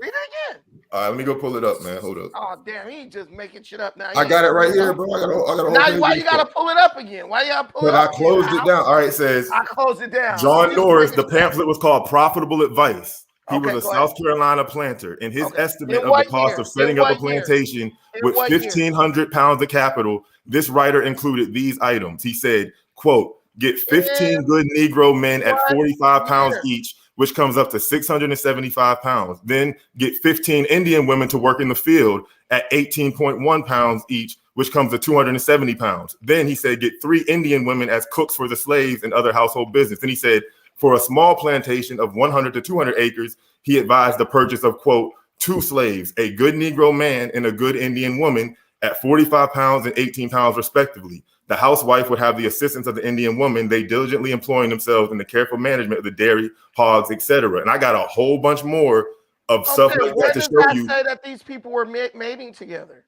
Where did that say that they were reproducing together? Okay, all right. Well, I'm asking you. Literally said that they were breeding Indian women with African men. Where does it say that? I don't see that. I'm about to pull up another source. That was the Southern Frontier. That was the Southern Frontier. Talking about. Okay, now it says, now if you go to the Journal of Negro History, which was started by Carter G. Woodson, and then James Hugo Johnson, the professor of history and dean of the School of Arts and Sciences and vice president of Virginia State University. He died in 1962. He lived in 1876. He said, quote, these people were then in a situation similar to that of the remnants of the tribes of the eastern states. They, like their kindred of the eastern states, began to be absorbed by the Negro population. Okay, so that's another source. Well, we're gonna keep it going. What are you talking now he says, he also in the Journal of Negro History, he says, this is volume 1. He says the Indian has not disappeared from the land, but is now a part of the Negro population of the United States. He's a professor of history. That's a lie, man. Let me ask you a question. Let me ask you a question, Trey. This is very important. This is very important. This is very important. I can keep it rolling. No. I gotta stop you right there, right? Quote, where the Negro was brought. You're rambling. You think we're gonna forget? You think we're gonna forget? Races intermingled. The Indian has not. Bro. That's a lie. That's a lie. That's a lie. You're doing it again. Okay, and Carter G. Woodson said that's the study of the relations of the Negro and the Indian is the longest. That's a lie. Wait a minute. And check this out. If you look at Native Americans, they're not a monolithic. Native Americans, right? Do not look anything. Black people in America, right? You see, check this out. Check this out. Indians were unfit for amalgamation. You see that, yo, nigga. You see that naps. You see those naps on your head. You see the naps on your head, right? But that means nothing. That's African. Head on his chest. Guys, it does mean something. Only Africans have nappy heads. You are a Negro. You are a sub-Saharan African Negro. Can I read another? Yeah, those naps on your head. Give it away. We saw it. These codes and these sources. Argue with them. Don't argue with me. Guys, I'm reading one more. I'm arguing what I saw in that 2-second video. You are Black African. You straight from Zululand. Y'all don't. I'm just reading history, bro. Hold on. hold on, golly, I'm getting a TH, headache now. turn your camera We back ain't on. black people ain't I'm just mixed. We ain't reading mixed Wait, with history, wait, and shit. wait, y'all wait, getting wait, mad. wait, Y'all start wait, wait. talking over me, and I'm reading history. No, bro, you won't Can I stop read the talking. 1740 slave Bro, code? we let you read like 5 different articles. Come on, bro. Can I read the 1740 slave No, code? hold on, bro. No. Hold Hold on. We on. got a new caller. Fitarari. Go ahead, Fitarari. Fitarari. Yeah, I can't pronounce it. Go ahead, Fitarari. Proud of Carter. I'm a proud of Carter. Yeah, Go ahead. the first thing he read was a suggestion. It wasn't even like something that was implemented necessarily. It was just a suggestion of how you should do things. It didn't say that actually happened. That was the first thing he read, and I know there's this whole myth about so I don't know if he's part of that, if he's saying that black people are Aboriginal Americans. Is that what he's saying, or That's what he's saying. Yeah. okay, Yes, that's exactly what he's saying. or These because people are FBA Adolf. Let me tell you what the bruiser is, right? They believe that they are separate race from Africans, right? Tied to more closely. Yvette Carter said this. Yvette Cardell said this out of her mouth in her comfort thing.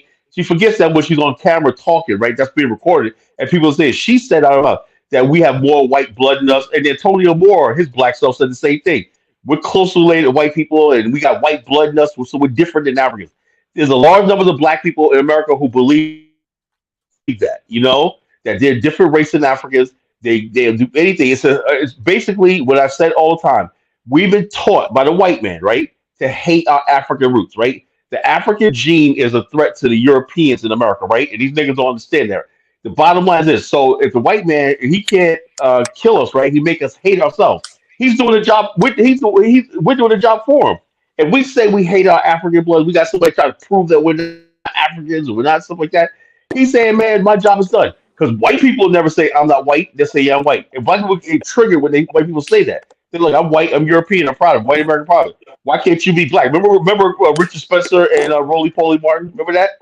Rich, Roland, I'm a white man. What are you? Roland call on the Lord Jesus Christ. Listen, hold on, Colin. Richard Spencer said, I'm white. Roly Poly said, He said, I'm a white man. Roly Poly said, I'm a man. Then I'm a Christian. I'm a Christian. Yeah, black. He was like, black is what did he say? Black is not real. Is something. I'm like, oh, come on, Roly Poly. Hold on, guys. Hold on. We got. And that's the whole thing. Hold on, Kyle. We got Anthony Ali coming in. Hold on. Anthony Ali, go ahead. Oh no. Go ahead, Anthony. Yeah, what up? Yeah. Oh no. Go ahead.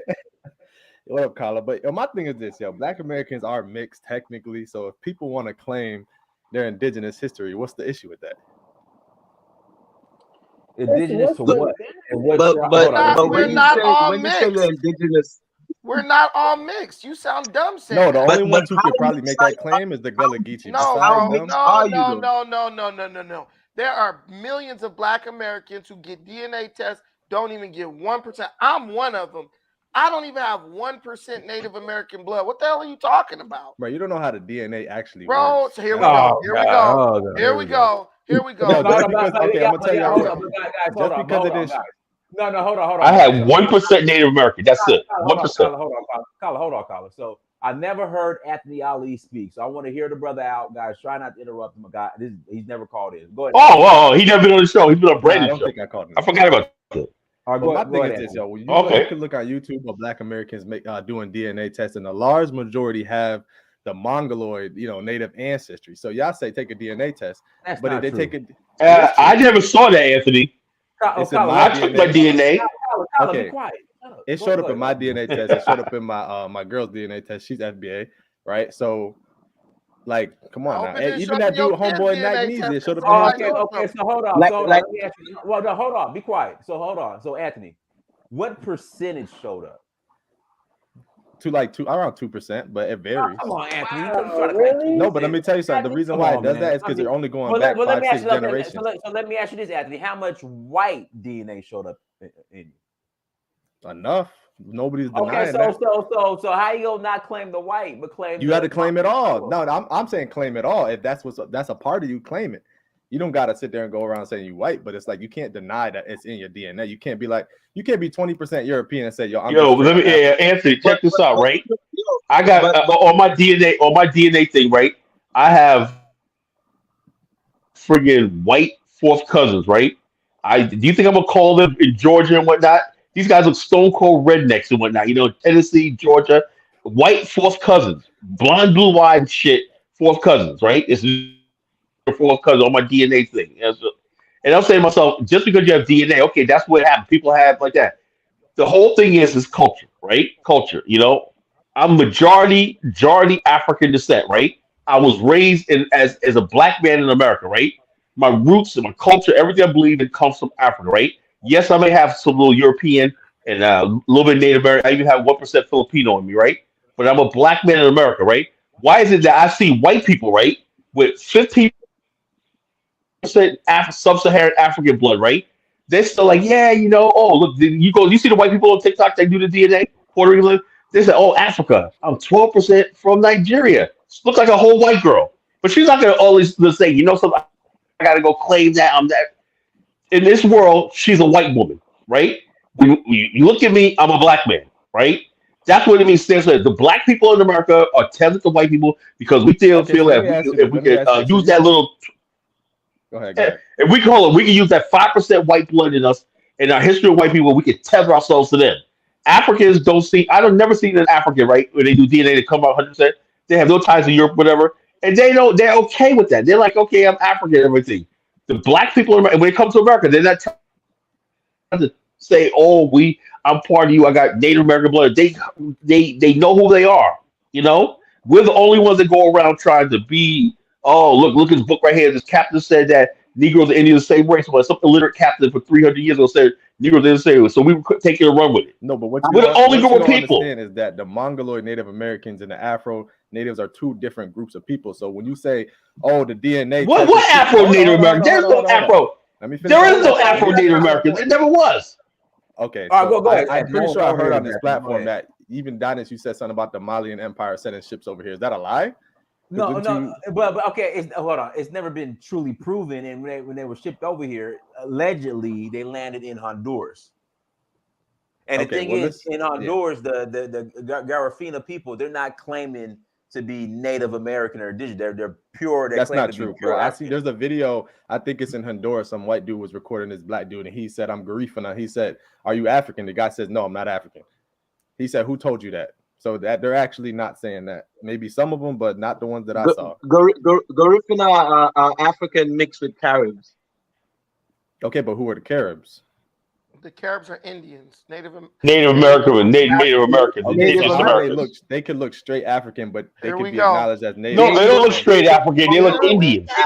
Mongoloid. They look Mongoloid. The point is, bro, there was different groups. So when you say 2%, that's just a Mongoloid group. We're talking about the Afro groups. I could claim that I could.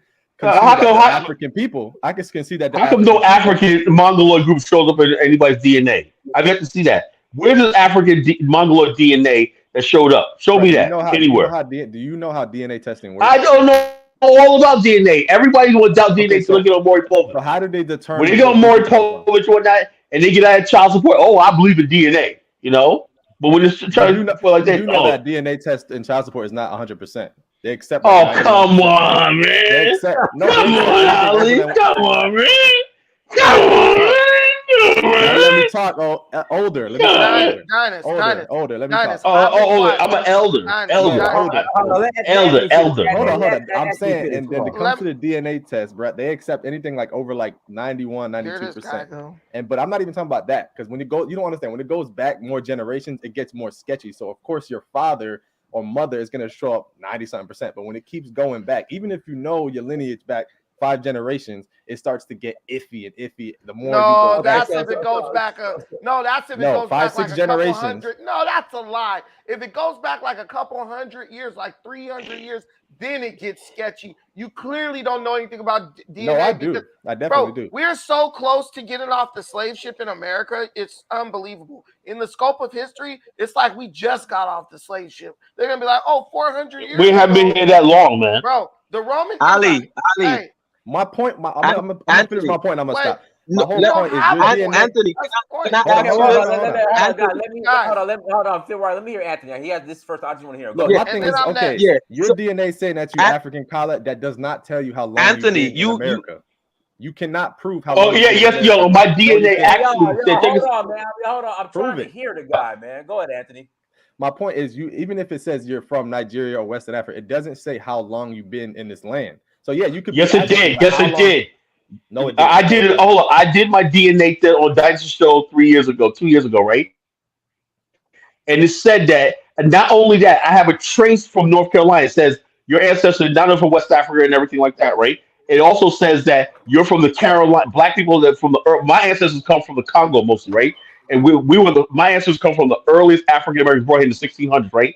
And it also has my DNA is linked to other Black people's DNA from the Carolinas, right? They said right here your DNA shows up in, so it's already traced. After 400 years, you were traced to the region, No, So I I'm know what you're traced. talking about. I did that DNA Oh, test my too. trace region is the North Carolina, Georgia region. That's where my ancestors come from. That was here as slaves and Maroons and all those other people. And they said my ancestors were also Maroons. That were in the Gull area, in the Dismal Swamp area, So in the did you Chesapeake expect area. Ancestry.com to say you've Hey, been here let me before let me just say 1700s? Like, come this. on, that's a Let me dumbass just point. let No, me no, just say it said, yeah, my African American ancestry were here 400 right, years. right, Dynast. Listen, here's It the didn't say nothing about Afro native. Oh Dynast, man, y'all give Dynast, me a headache. Go ahead, Dynast. brother. Here's the Go whole ahead, brother. thing, man.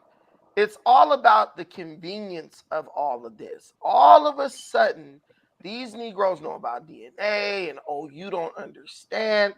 First and foremost, if you're listening to Tariq Nasheed and believing the shit he's saying, I already know you have a low level of intelligence. So the fact that if I had to bet my last dollar that you understand something more clearly than me, I wouldn't put my last dollar on that, because basic scams and grifts you can't even detect, but all of a sudden you totally understand DNA. It doesn't add up. Now, if the guy TH, the weirdo, he got on here and talked about, oh, let me read a thing. Let me show you right here. It says just like this. It says, wait, hold on. Right here. You Okay. don't know what you're Yeah. talking about, bro. No, I do know what I'm talking about, because I'm going to read something, right? Okay. I'm looking at the Buffalo Soldiers. I'm looking at the Buffalo Soldiers, and this literally destroys all this shit they're talking about. But it says, Yep. for more than 2 decades in the late 19th century, that's the 1800s, the 9th and 10th Cavalries engaged in military campaigns against hostile Native Americans on the plains and across the Southwest. These Buffalo Soldiers also captured horses and cattle thieves, built roads, and protected U.S. mail, stagecoaches, and wagon trains, all while contending with the challenging terrain, inadequate supplies, and discrimination. Okay. When you look at the Buffalo Soldiers and the fact that the name was bestowed upon them by the Comanches, you know that the Indians recognized a distinct difference between them and the African descendants of African slaves in Boom. America. Where are the Even up Buffalo in, Soldiers from? I'm not done, Anthony. Don't interrupt me. So Where are they from? Listen. So even in the 19th century, as late as the 1870s, 1880s, 1890s, these guys, Indians, said, look, those people over there are different from us. We're not the same. If they were the same, there's no need to give them the name Buffalo Soldier. They would have just been like, oh, them are some Indians that are traitors to their race. You guys like to lie, act like there was all this mixing going on between African slaves and Indians. It wasn't like that, because the Indians, while we were working on those plantations, they were literally getting eradicated by white folks. And Where are the people stood Buffalo up. Soldiers from? Hold on. These people, yo, oh my God. These people, right? This is the whole catch. They sit up and act like, oh, the Indian maidens was just down there twerking in front of African slaves all day, and the African slaves were just running in ready to get some. No, these people weren't just dying off from diseases. These people were dying of starvation. These people were getting genocided out by whites. Literally, we love to watch movies and think, oh, the white man went in and said, if you want to surrender, we won't kill you, and all that. White people were going in, wiping out Indian villages. Black Buffalo Soldiers were going in, wiping out Indian villages. That's how the numbers got reduced so low. Because after generations, even Indians would become immune to the disease, smallpox, and all that stuff. But when you're getting genocided out, there's not a lot of time for you to think about boning African slaves. We were primarily in the South. They got pushed out of the South before we even really came there in large numbers. And then the white man pushed them through the plains and then into the West. And then eventually they got settled down in these little garbage ass reservations. So the interaction between African slaves and Indians was minimal, unless Indians owned African slaves. And those are the people who I would say, oh yeah, they got some Indian in them, but the Indians don't accept them, so it don't even matter. Your guys the black people in Oklahoma. Yes, you're arguing just a pointless point. But hold on, 1 second. So, Anthony, so you brought up something about when, like dates and years as far as when Africans came here, or what were you saying? No, what I was saying is it could tell you that you go back to West Africa based off DNA, but they're not going to tell you how long you've been in America. And yeah, I see what you pulled up because mine says the same thing. Yeah, they did. Yeah, they did. Tell me exactly where I came here. No, because that's based off American history, though. So it's based on DNA. They trace your DNA. My DNA is traced to the 1600s in America. That's what they. Bro, what do you think they're gonna put? The 1500s, the 1300s? Yeah, but they don't believe you were here. Lord have mercy, man. Reading is a fundamental. Mine's a terrible thing to waste. Yo, Anthony. Bro, so you saying, bro? What are you talking about? You saying they can't tell when There's 2 points I'm making. Although they can tell you have African DNA, they can't tell when you arrived, right? Yes, that's what I'm saying. Right. So hear this now. You know how they give you a breakdown of the different African groups, like Senegambia, Akan. You know how they give you that breakdown, right? Yeah. Right. This is how they're able to tell when you arrive, because these groups only mixed in America.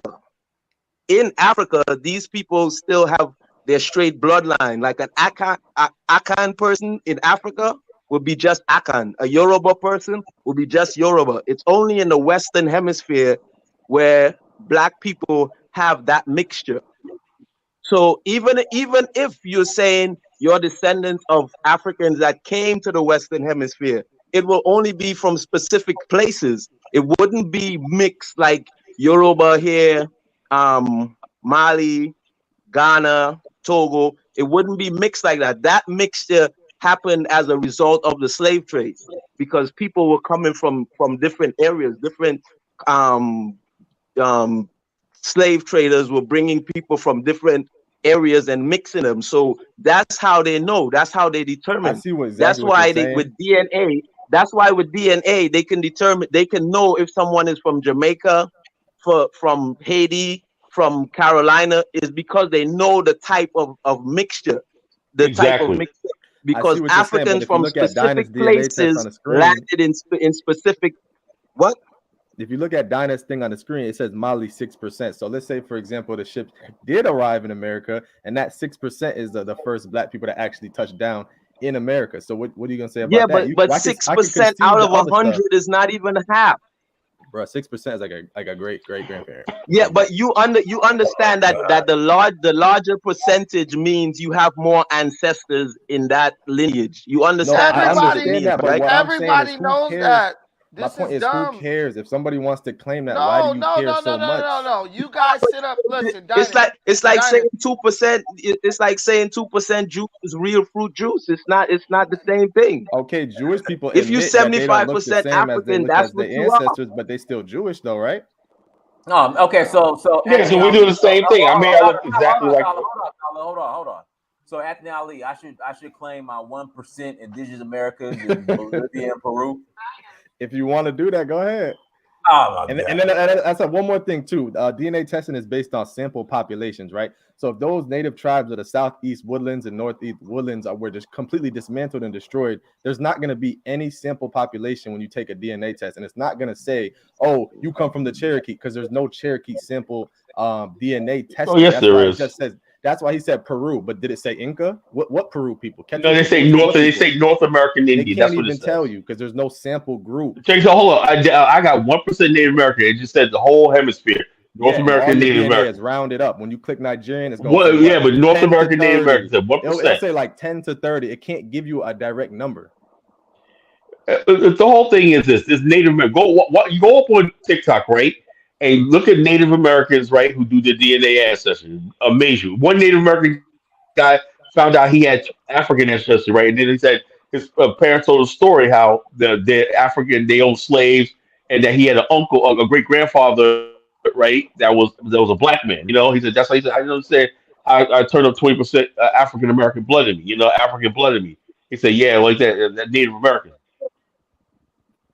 But the thing is, though, there's probably Native Americans, right, let me who say have this. that culture and everything. In fact, Let me may have like some Africans, but not African Americans. let me say this. Let me say this, guys. If you know anything about DNA, you know what I'm saying. You got to look at the reality. Even Native Americans, when they do a DNA test, they don't come back with 99% Native American DNA. That's not how that works.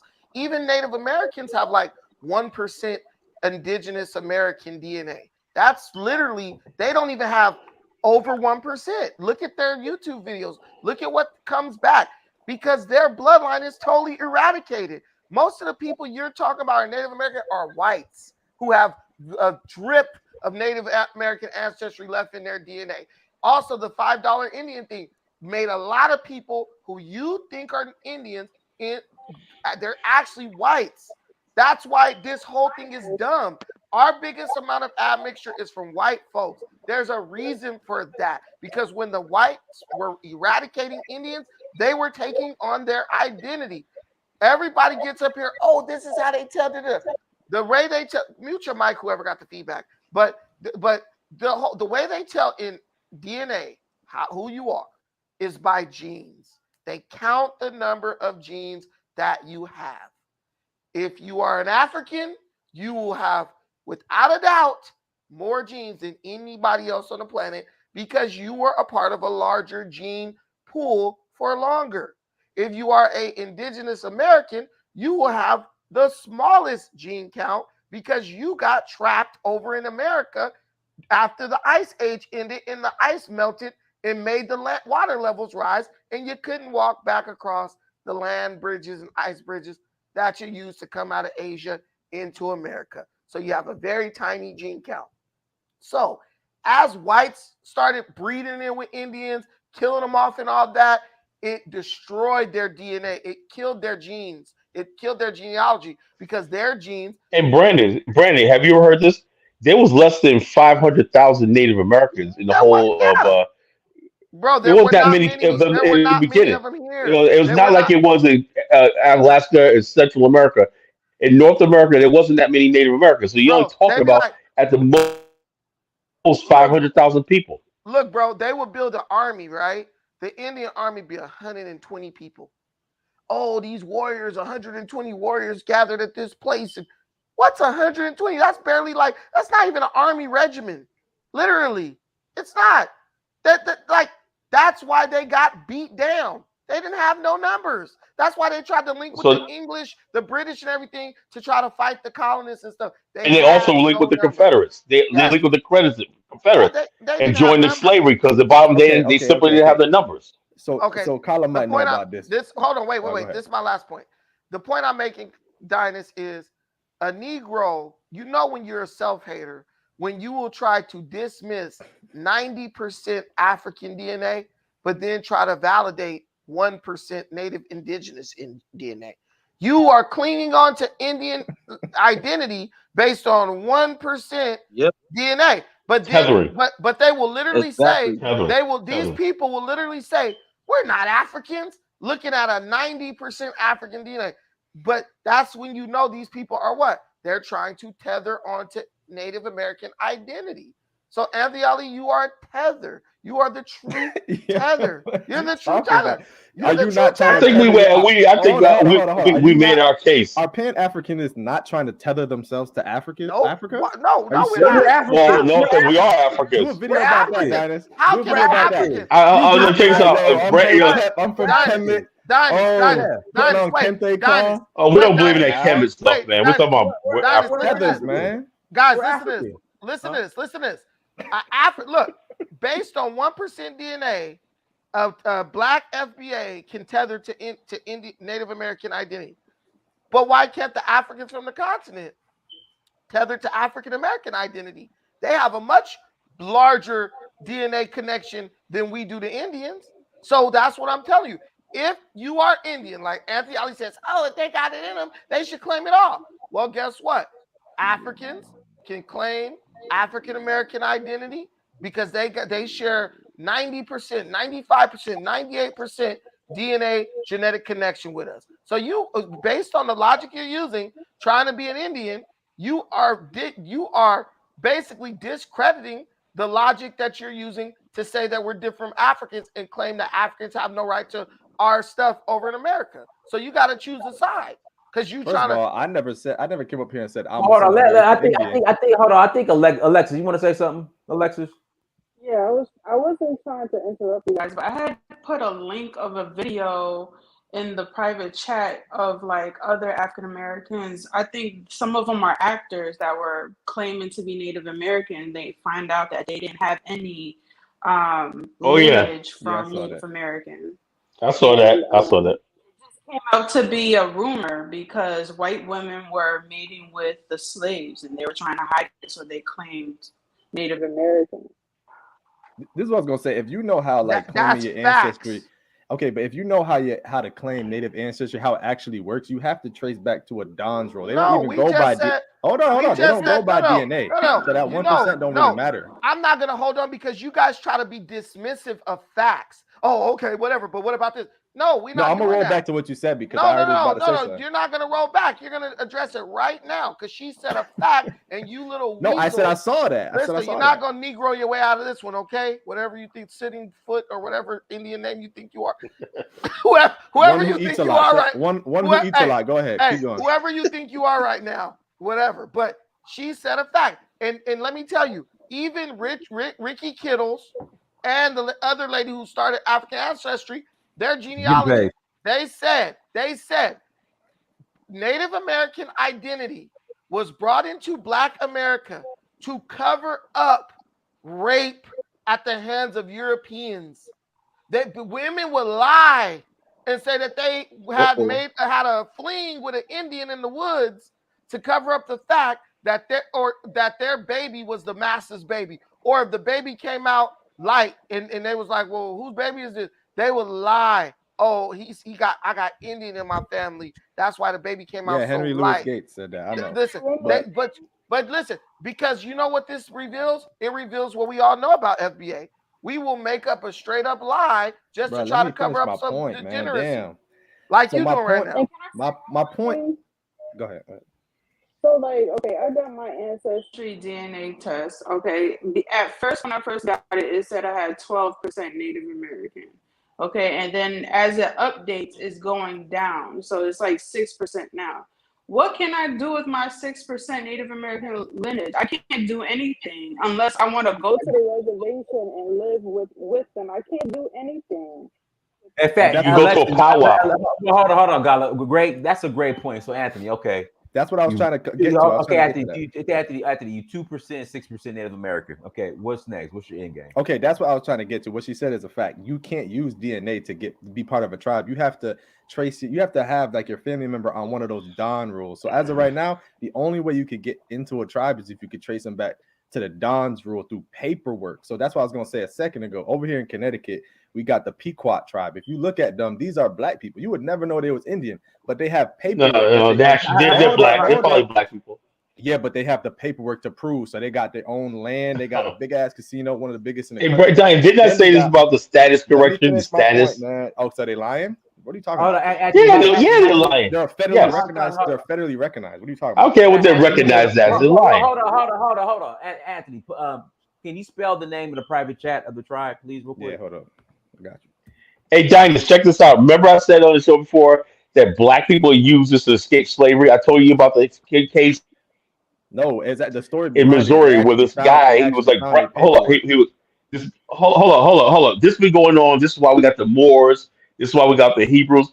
Negroes have been trying to hide their black African identity, escape slavery, call themselves Hindus, put their, I said the town, the Alibaba culture. You know, black people in the 19th century Well, they with getting that Alabama turbans on their money. heads. They getting that The Bible, but it's a Alabama money. lie. You're a Also, it's a Negro lie. with a towel on your head, or a feather or a towel on your head, Oh, so I trying to guess be the something federal, that you're not. government is paying people money for a lie, bro. What are you talking Who about? cares? The Then you federal go to Rhode government gave us Island. Hold up. Tuskegee. The Then you go to Rhode Island, look at the Narragansett federal tribe. government gave us Same thing. Tuskegee experiments, Same man. So thing. what? When are we gonna start validating the federal government? They gave us Tuskegee experiments. You know, the Tuskegee simplest thing. So the federal government, get the hell out of here with the federal But government. Anthony, Oh my God. white people do the same thing, right? They claim Indian, and they get You know money that the from United the States will federal never government. let black people claim something if they didn't have the proof to back it up. We all know that. So if you're Native American, why can't you just go to the Supreme Court and do something about it? You said where? If you're Native American, why don't you actually go to court and try to prove it or try to do something about it? Like, I just hear a lot of people saying, "Oh, I'm Native American. I'm Native American," and don't do anything about it. But at the It's the same same time, reason there's why no. it's hard to get There's reparations. no. We don't have Why the do you capital want to. to be in a group of people that are oppressed? They're the most oppressed people in this country. Why do you want to be a part of that? No, Because my they got thing good is, I'm hair. just saying, Because they acknowledge got it. good hair. There's That's all it is. They got that All I'm good saying hair. is, I'm not with the people that's trying to sit there and disconnect from Africa. I'm just saying, acknowledging that it's there. There's nothing wrong with acknowledging that it's there. That's it. Why don't you acknowledge more of your European lineage? You have more of that. I acknowledge everything. I'm not one of the people that try to deny it and say, "Oh, it's just admixture." No, I know it is what it is. So I do. But what I'm saying is for the people that try to, what is your end goal at the end of the day? Because it's just a bragging right that you have a little bit of it. You have less than me.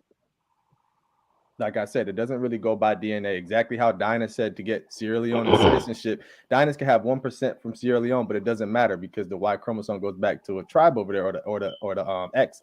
So the DNA thing doesn't matter. You could have more than me, Mongoloid DNA, but what does that matter? We might not come from the same tribe at the end of the day. So there's over 500, maybe 1,000 tribes. So your 10% doesn't really mean anything, honestly. I guess what you're saying, but at the end of the day, it's just like for example, if I had 50%, but if my example, if I had 90% Sierra Leone in my ancestry.com, but I don't trace back to a tribe in Sierra Leone, I'm not getting citizenship. But if you got 10% and you can trace back both ways, then or one way, you get citizenship over me. So that's why this whole I got 10 or 50, that doesn't even matter. All right, so Anthony, so people like you, people like Trey. I mean, okay, well, go get your.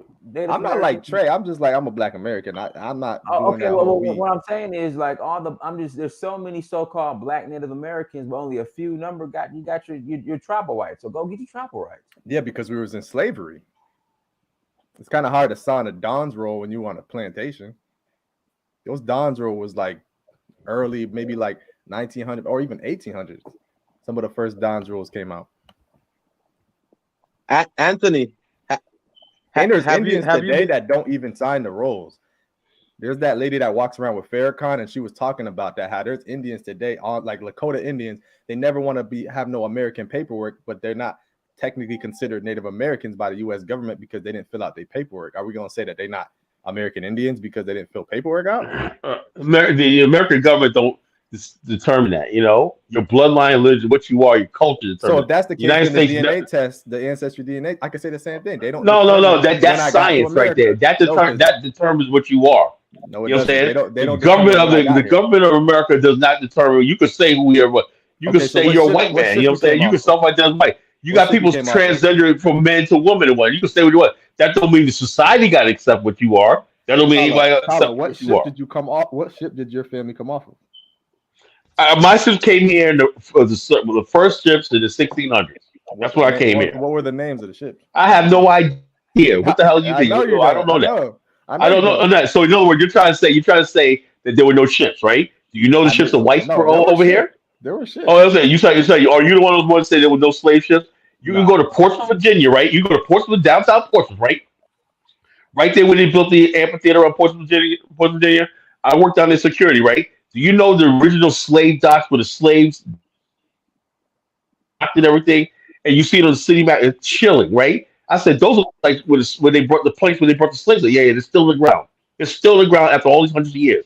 It's still there. When the slaves aborted, when they unboarded the slaves off the ships, and whatnot, it's still right there.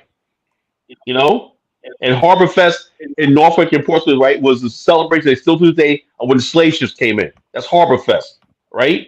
Harbor Fest has been going on for in this area for like 100 years, right? It's every June. I think it's the last week in June.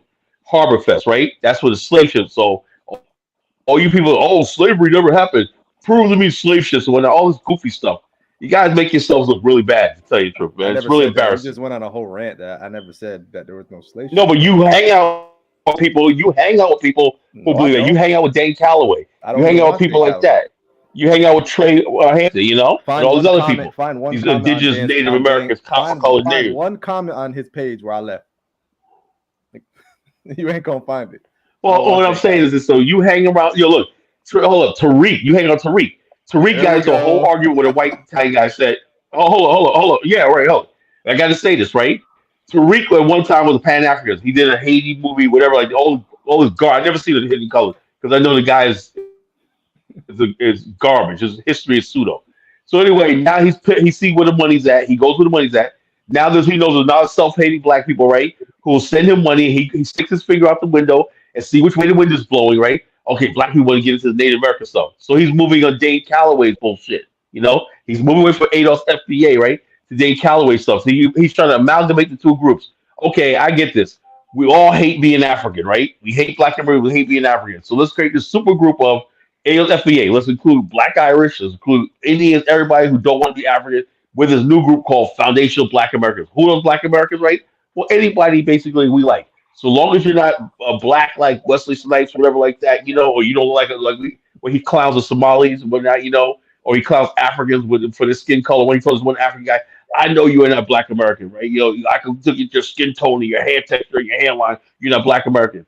Those type of black people are nothing but race traders, you know?